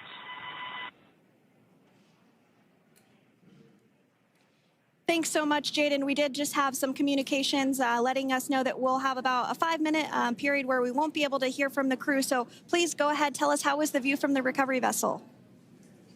Absolutely. Yeah, I was mentioning earlier, Splashdown was nothing short of spectacular. And we were stationed about 1.5 nautical miles away from the splashdown zone and had great visuals here on the recovery vessel Megan. We actually saw a little of the smoke trail as the spacecraft was coming in, and then moments later we spotted those drogue chutes, and this was quickly followed by 4 healthy white and orange main parachutes. We then tracked Dragon all the way down as it slowly propelled into the ocean. And I think I speak for all of us on the ship when I say a new core memory was made today, and we are looking forward to having Crew-9 on board with us a little later. Jaden, that is amazing. Now, obviously, we are watching it here on camera, and the landing conditions look pretty good, but how was it from your perspective? What is the sea state out there? Absolutely. Absolutely. So we've had optimal conditions for splashdown, and today it is sunny and 63 degrees outside right now with clear skies, light winds, and calm seas. The sea looks absolutely beautiful right now, and light blue with the sun reflecting from it. And, Kay, I think the crew's going to like what they feel weather-wise on this picture-perfect day for splashdown off the coast of Tallahassee. Thanks so much, Jaden. It certainly looks like a beautiful day. Can you tell us a little bit about the journey of the recovery forces to get to this point? Sure. So one unique aspect of this recovery was the onboard training on station conducted for Butch and Suni to ensure they were ready to return on a Dragon spacecraft. That training covered all aspects of their return, including nominal and contingency departures, deorbit burns, splashdown, and post-landing ops, which is what this team is preparing for now. As for the recovery teams themselves, we started the day taking a series of helicopters out to the vessel. And as standard, the recovery director and crew support teams were on that first helicopter out and took the time to get everything prepared on the ship. About 2 hours before splashdown, they deployed those fast boats and jet skis into the water. I was actually on the second helicopter out, and we were on the vessel about an hour and a half before splashdown and landed on top of the helicopter pad on the Megan. And the teams have been working diligently across their respective disciplines this week, executing what can only be described, in my point of view, as a logistical masterpiece, just ensuring every detail has been in place for Crew-9's return. That is such great news. I'm so glad that you're able there to experience it in person. Now, can you tell us a little bit about what's next to retrieve the crew for the recovery personnel on board? Yeah, Kate. So coming up next, Dragon will be hoisted into the on-deck translation system, or the nest, at the aft end of the ship, and then will be translated pretty quickly towards that egress platform. We'll perform another series of safety checks as final precautionary measures just to make sure there are no hypergolic vapors present before opening that side hatch. And then once that side hatch of the spacecraft is open, the crew will be assisted out of the capsule one by one from NASA and SpaceX. Freedom, SpaceX, ComCheck. Freedom's got you loud and clear. Thanks, Nick. I've got you loud and clear as well. We have completed our forward link transition. Copy.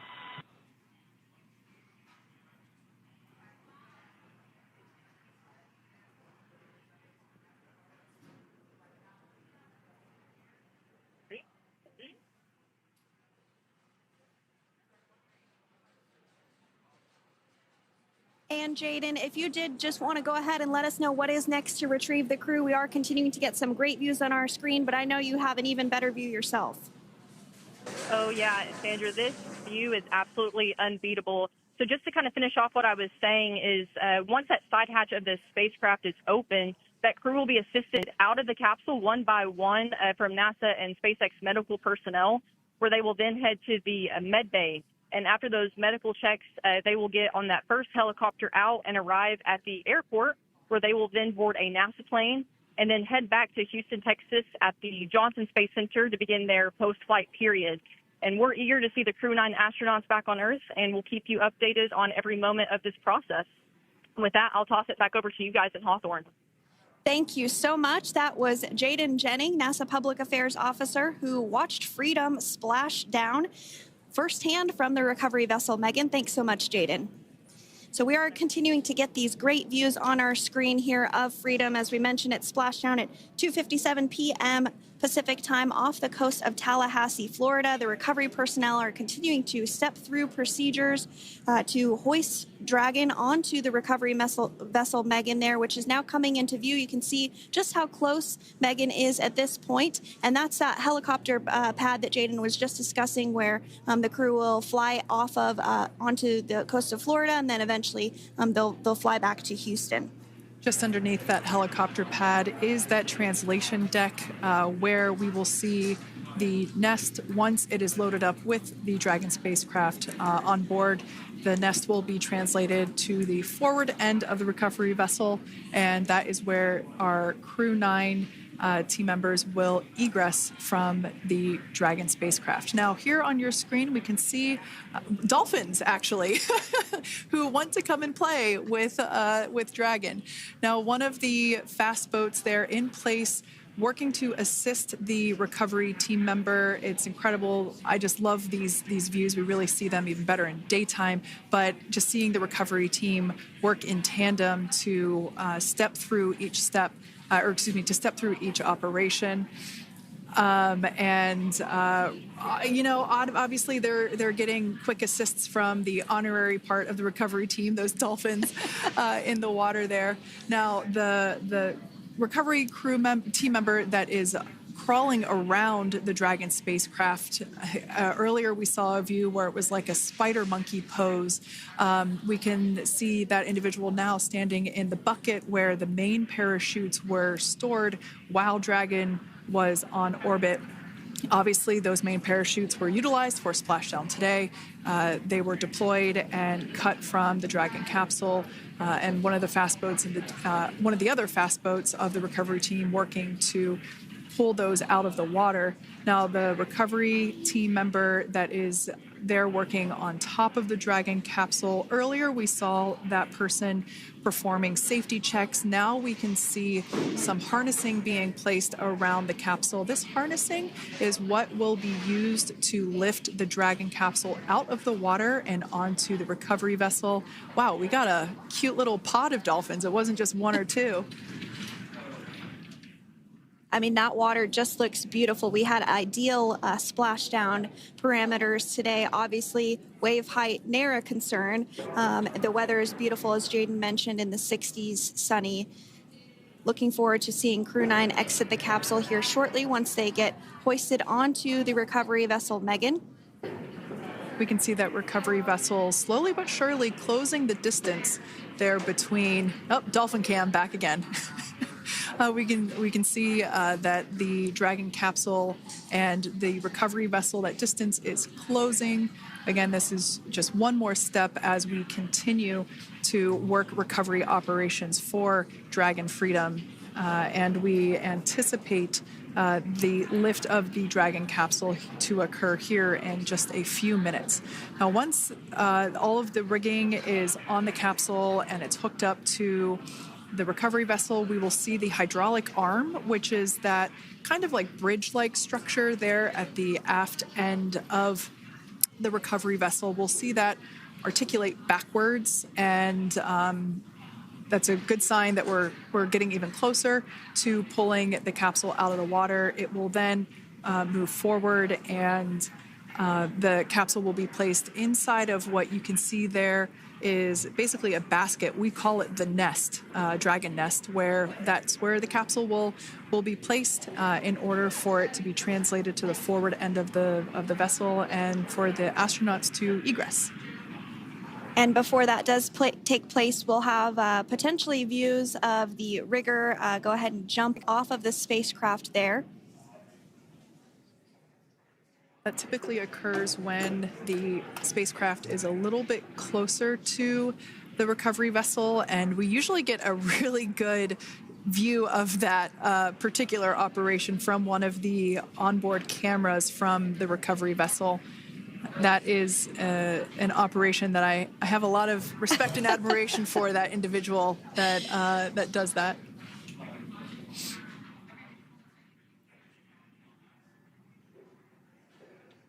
So again, Dragon continuing to get closer and closer to the recovery vessel Megan.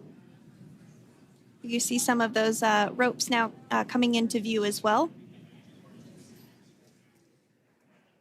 If you are just joining us, Crew-9 Splashdown off the coast of Tallahassee, Florida at 2:57 p.m. Pacific time with NASA astronauts Nick Hague, Butch Wilmore, Suni Williams, and Roscosmos cosmonaut Aleksandr Gorbunov. They're now working through procedures to hoist this spacecraft up onto the recovery vessel Megan. We just saw that hydraulic arm get lowered into the lifting position.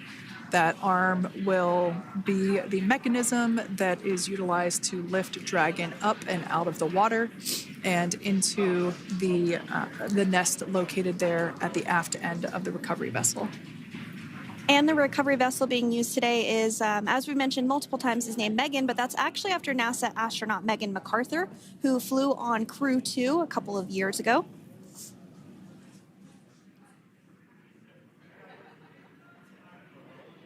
We're getting some views now from actually inside the boat. Yeah, you're exactly right. This view is straight down the recovery vessel. That platform that was closest to the camera, that is the egress platform. Freedom, rigging is almost complete. Approximately 5 minutes until capsule lift. Great news there from SpaceX Core. So about 5 minutes left until we see Dragon Freedom get lifted out of the water. That hydraulic arm, as I said before, is the mechanism that will lift it. It's quite swift, actually, the whole process of getting the spacecraft. Brace for capsule lift. Bracing. There it goes, Dragon Freedom being lifted out of the water and onto our recovery vessel, Megan.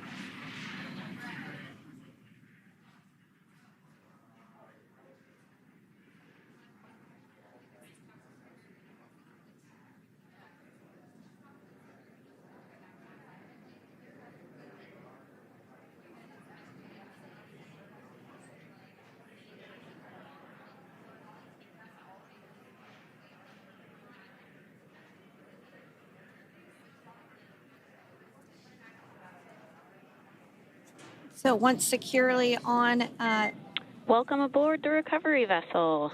Recovery personnel are completing final checks and stand by for translation to the egress platform. Freedom copies.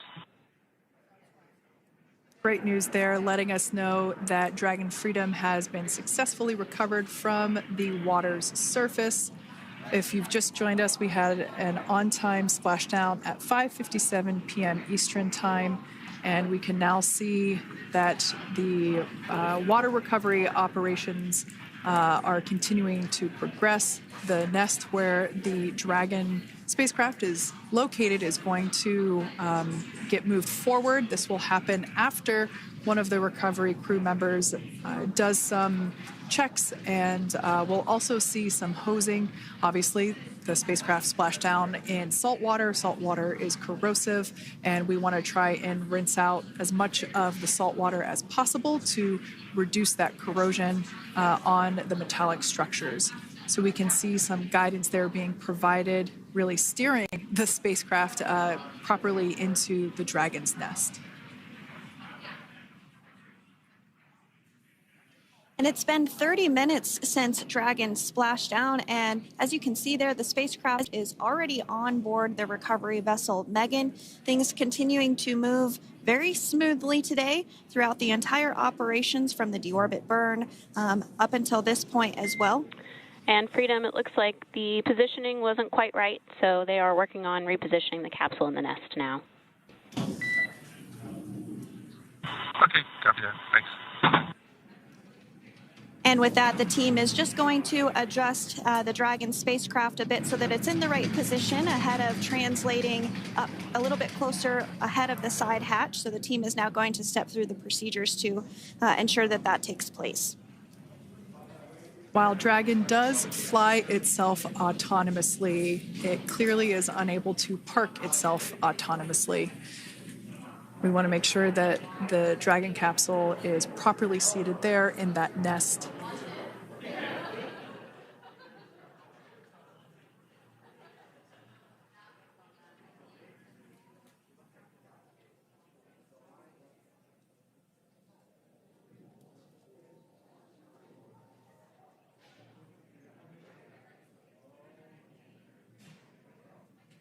Once Dragon is fully seated in the nest, we'll probably see a bunch of that salt water come out from the bucket there located underneath the side hatch.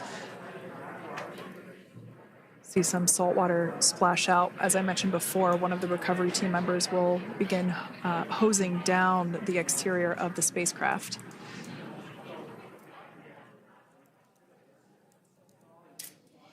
So you are continuing to get some great live views on your screen of Crew-9, which includes NASA astronauts Nick Hague, Suni Williams, Butch Wilmore, and Roscosmos cosmonaut Aleksandr Gorbunov, who splashed down off the coast of Tallahassee, Florida, 2:57 p.m. Pacific time this afternoon. Now working to get that spacecraft situated in the nest. Just making some final adjustments and tweaks to ensure that it's nice and secure.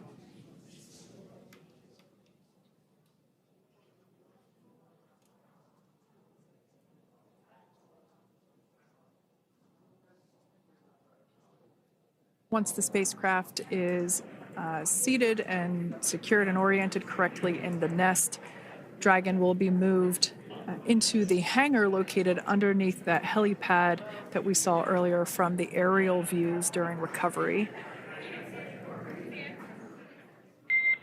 All right, Freedom, looks like you are settled into the nest now. Team is working through hypergol sweeps. Copy all.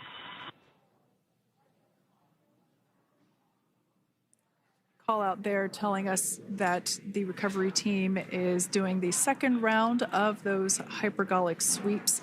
This helps ensure that everyone, all the recovery team members that are located basically right where this camera is located on, towards the forward end of the recovery vessel, that they will all be safe once the spacecraft is translated forward. So we're just doing some additional steps to make sure that the hypergolic propellant that is utilized for maneuvering the Dragon capsule while on orbit, making sure that none of those vapors are still present on the exterior of the capsule. That's right. And there are a variety of individuals on board the boat that help with recovery operations. Not only do we have the recovery personnel that you see here, but we also have a doctor that will check out the crew members as standard procedure. As with any spacecraft that is returning from space, we always perform a medical check with the crew. So you will see the crew come out of the capsule and be placed on stretchers, just like with the Soyuz landing and with all of our Dragon splashdowns, that is the nominal procedure.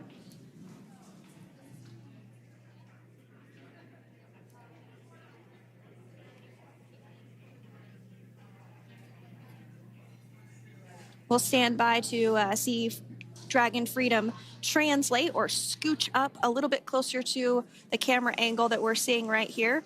And then teams will step through procedures to get that side hatch opened. You see it right in the dead center of your screen there. It's kind of that rectangular shape. It has not been opened since Crew-9, which include Nick Hague and Aleksandr Gorbunov, launched back in September from the Kennedy Space Center in Florida. So that will be the very first time that hatch is opened. Once docked to the International Space Station, crew enter through the top hatch, which was where the nose cone is now closed. That's the hatch that they actually utilize to go ahead and get inside the International Space Station.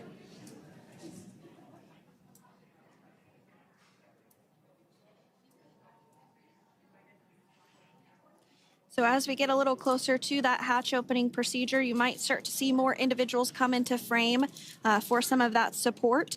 The ship has a maximum capacity of a little over 40 people on board, and it takes a variety of different roles, as we've discussed, to support. Also on board is the chief of the astronaut office for NASA, that's Joe Acaba.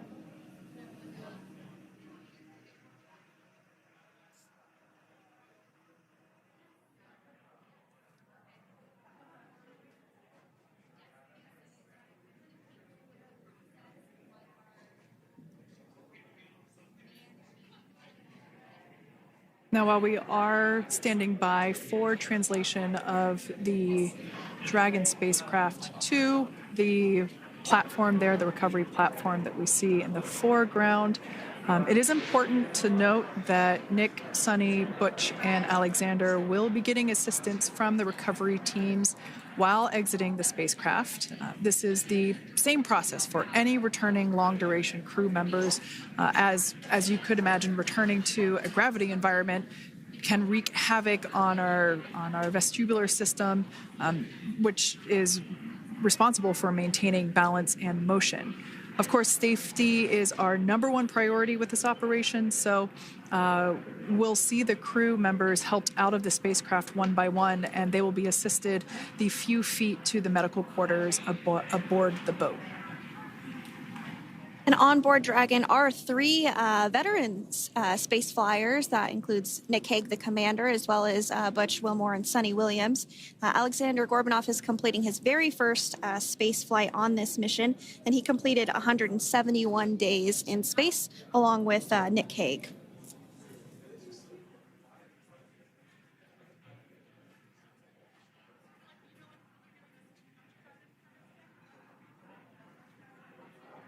For those of you that have just recently joined us, well, I would encourage you to hit that rewind button and go back a few minutes. It was a beautiful splashdown of Dragon Freedom with the Crew-9 cohort on board.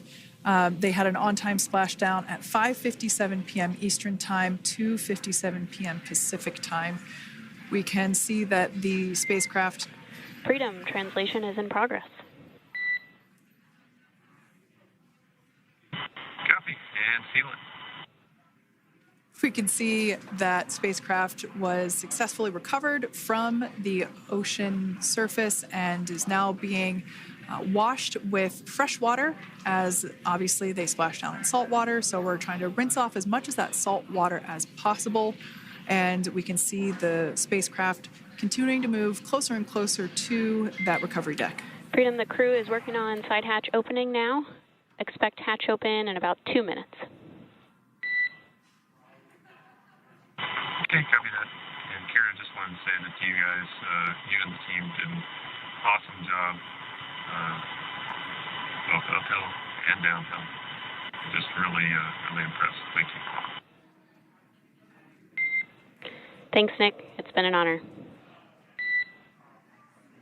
This is a pretty exciting moment coming up. We are working to open the side hatch. One thing that may not be obvious from, just looking at the spacecraft here is that this side hatch that we're about to open, the last time it was open was when this spacecraft was at the launch pad. This side hatch is what is used for initial capsule ingress and final capsule egress, but all comings and goings from the spacecraft while it is on board the space station are from the forward hatch, which is located at the top of the spacecraft under that nose cone. So this is a pretty exciting moment because it will be the crew's first breath of fresh air since boarding their ships at the start of their journeys last year. And the very first person that will have the opportunity to say hello to the crew once that hatch is open is a SpaceX medical recovery personnel representative. Then we'll see procedures take place to remove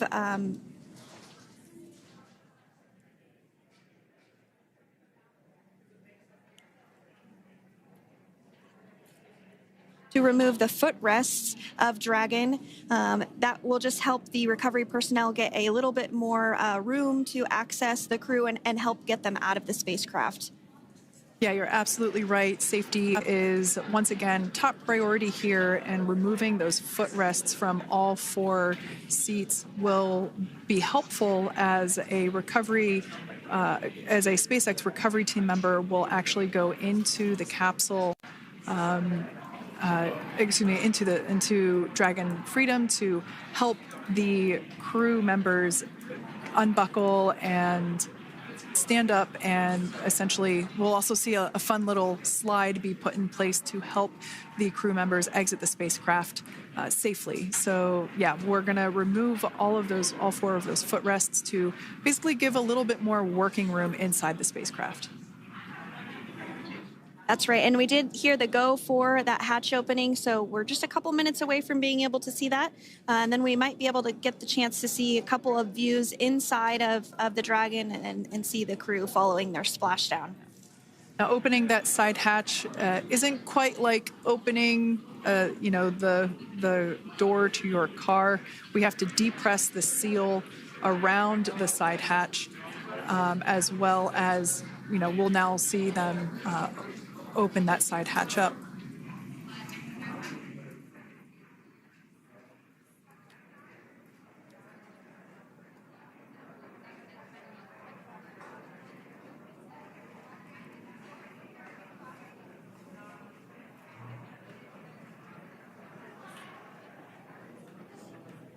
And there you have it. The side hatch is open for the first time since September.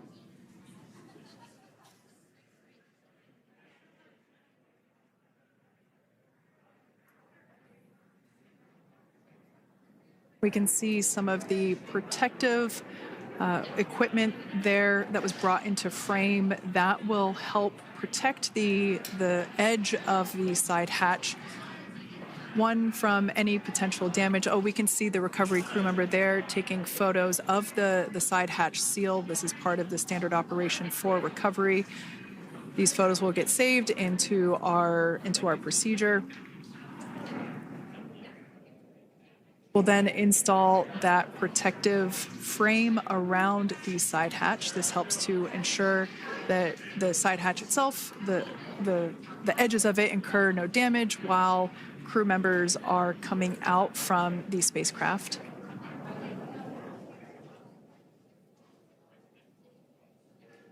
If you missed it, there was also a recovery team member that went inside. So there are now 5 people on board the Dragon spacecraft.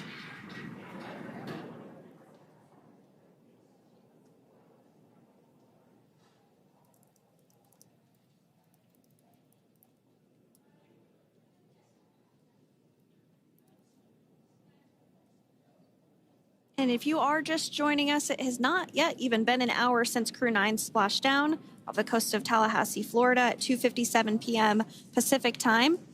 The crew is now on board the recovery vessel Megan, and the hatch is open. The next major milestone that we'll see is when the crew will actually egress or exit the spacecraft. But before that, they'll continue to, the recovery personnel rather, will continue to install that protective area around the hatch and then remove the footrests. So we're a couple minutes away from seeing the crew egress, but not too long away.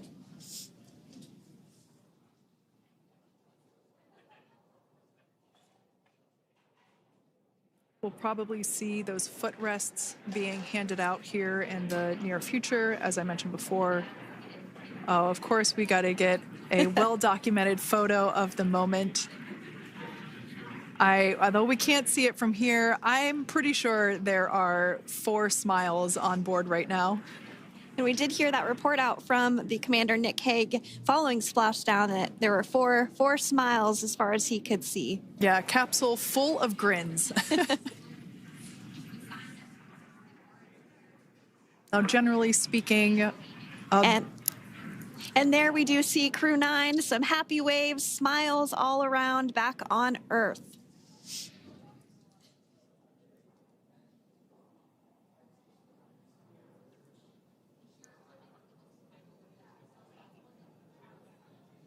Generally speaking, we have the individuals in the 2 center seats of the spacecraft exit first. You might hear us refer to this as the exit process as egress. It's just another term for exiting the spacecraft.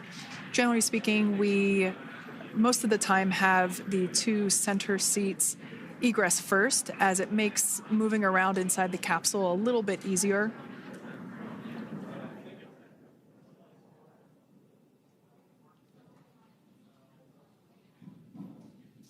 We can see the tablets that were previously located on the upper leg of the crew members. We can see those being handed out to the recovery team. Those were taken off prior to the entry phase, to spacecraft reentry. Those had to be stored and secured prior to dynamic operations.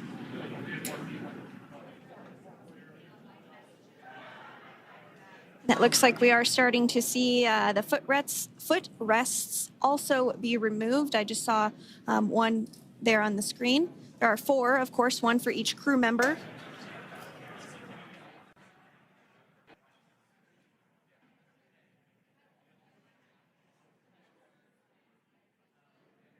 Those footrests are made out of carbon fiber and are actually sized appropriately for each crew member, as everybody has different measurements and different leg lengths.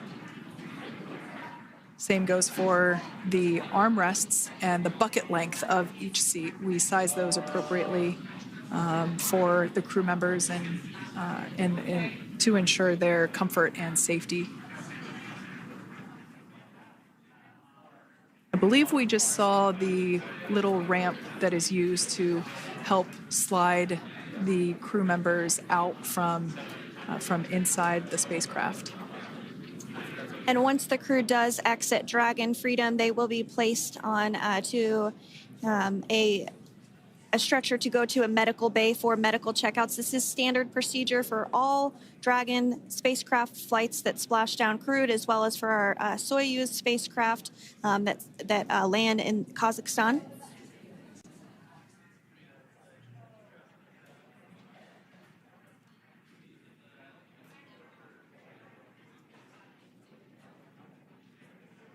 We could see the exterior of Dragon Freedom quite clearly in this shot, and it's such a beautiful sight. I personally prefer the capsule when it has some of that charring from atmospheric reentry. It is the signature sign of a capsule that has returned to Earth.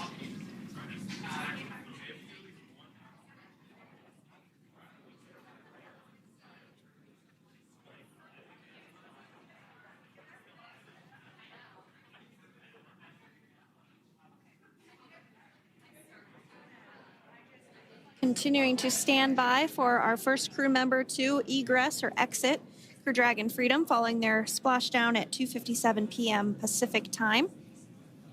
Dragon undocked from the International Space Station at 10:05 p.m. Pacific just yesterday, so it was about 17 hours of phasing.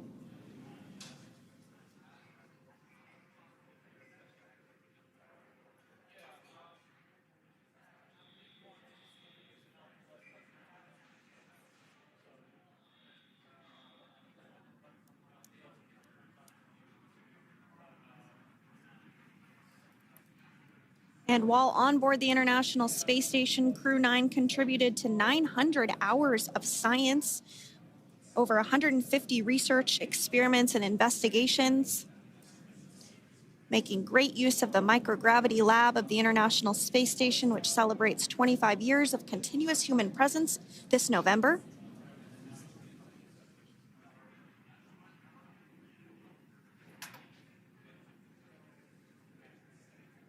Looks like we're about to get our first crew member here upon egress of the Dragon spacecraft.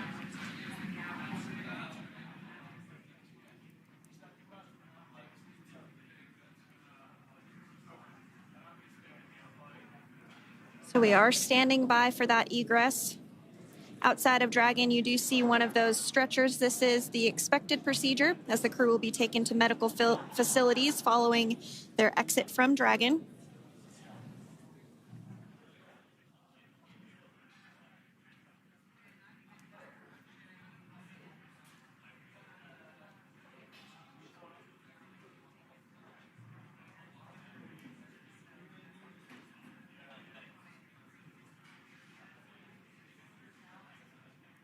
We can see folks on board clapping as our first crew member. And that is NASA astronaut Nick Hague, commander of Crew-9,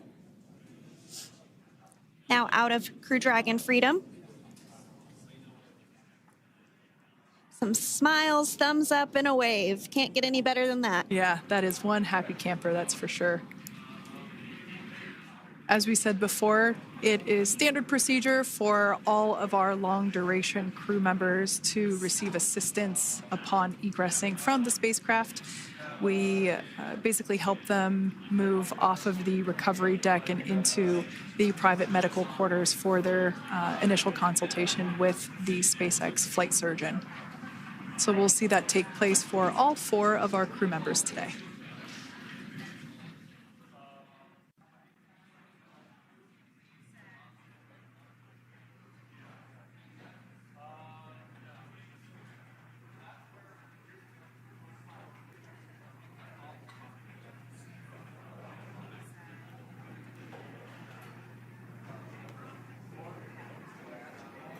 And we are standing by for the next crew member to exit Freedom.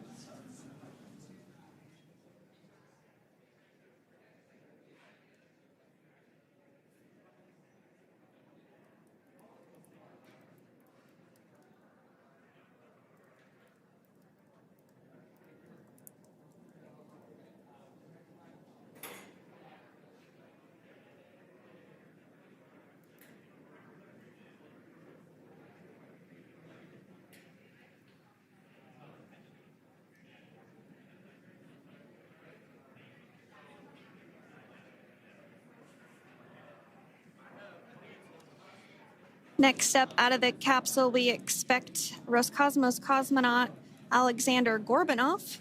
His first space flight. Spent 171 days in space alongside NASA astronaut Nick Hague. Looks like we're getting some cheers and clapping on board as Aleksandr is slid down the little ramp and placed into the mobility aid. Once again, big smile.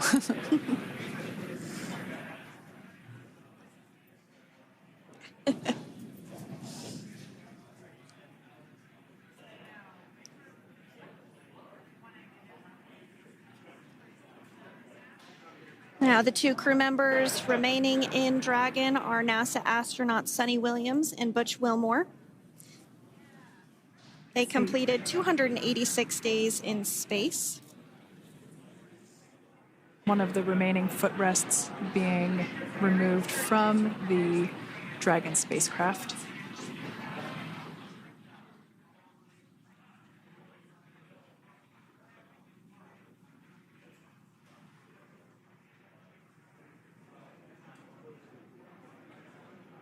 As I said before, we generally try to have the crew members that are located in the two center seats aboard Dragon, and we like to have them egress first if possible, as it creates a little bit more movable working room inside the spacecraft.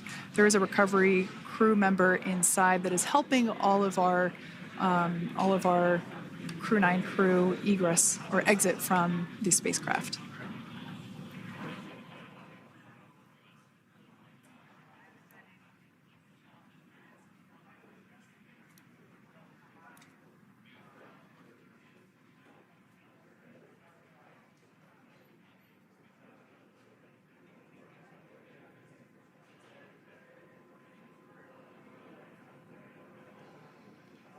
We are standing by for the next crew member to egress or exit Crew Dragon Freedom following the splashdown not even an hour ago at 2:57 p.m. Pacific time.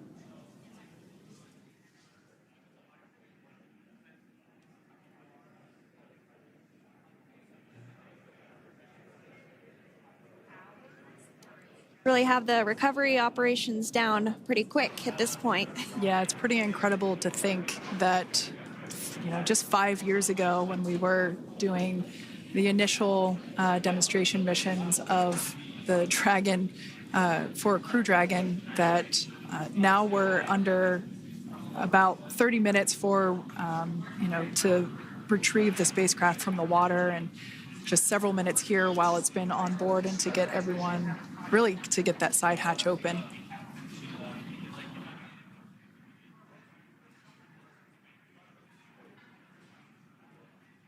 For those of you that have just recently joined, the Dragon had an on-time splashdown. It looks like we're getting our next crew member here. That is none other than Suni Williams. Big smile, big waves. She, like her other crew members, now will be assisted onto the mobility aid.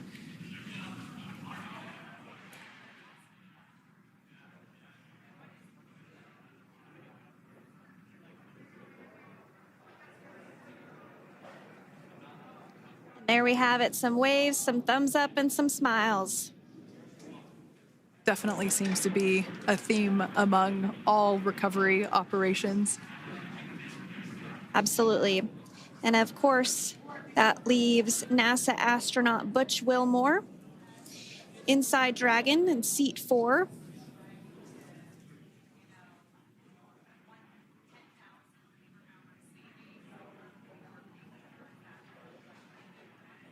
We're getting some views of him now as he egresses or exits the spacecraft.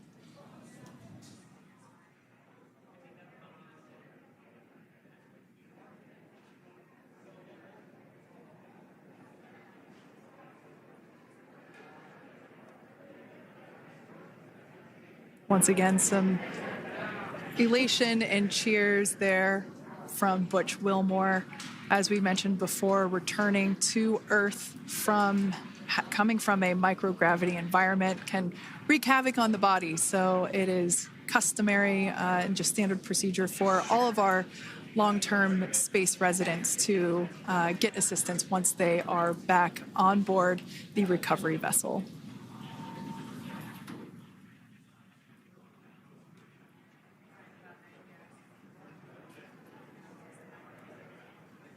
Well, now that Nick, Butch, Suni, and Aleksandr are safely back home on Earth and getting checked out by the NASA medical team, we're going to wrap up our live coverage of their return. The Crew-9 mission began a little differently than usual since Butch Wilmore and Suni Williams were already aboard the space station when Nick Hague and Aleksandr Gorbunov arrived on the Crew-9 spacecraft in September. Having arrived as the crew flight test crew for Starliner, Wilmore and Williams were fully incorporated into the space station's Expedition 72 team and began research and other work aboard the station along with the other crew members. Williams commanded the orbiting laboratory for much of the expedition. After a successful liftoff and separation from Falcon 9, Nick and Aleksandr made a short flight on board Dragon to the International Space Station. Veterans of long-duration space station missions, both Williams and Wilmore conducted spacewalks during their 9 months in space. Like all crews on the station, Crew-9 had the ability to leave at any point had there been an emergency. With their full-duration mission coming to an end, the crew began packing up their personal items for their return to Earth about a week ago and worked through tasks and shared lessons learned with Crew-10 teams as they arrived a few days ago. Their journey home began about 17 hours ago when they closed the forward hatch to Dragon and undocked from the space station at 10:05 p.m. Pacific, 1:05 a.m. Eastern.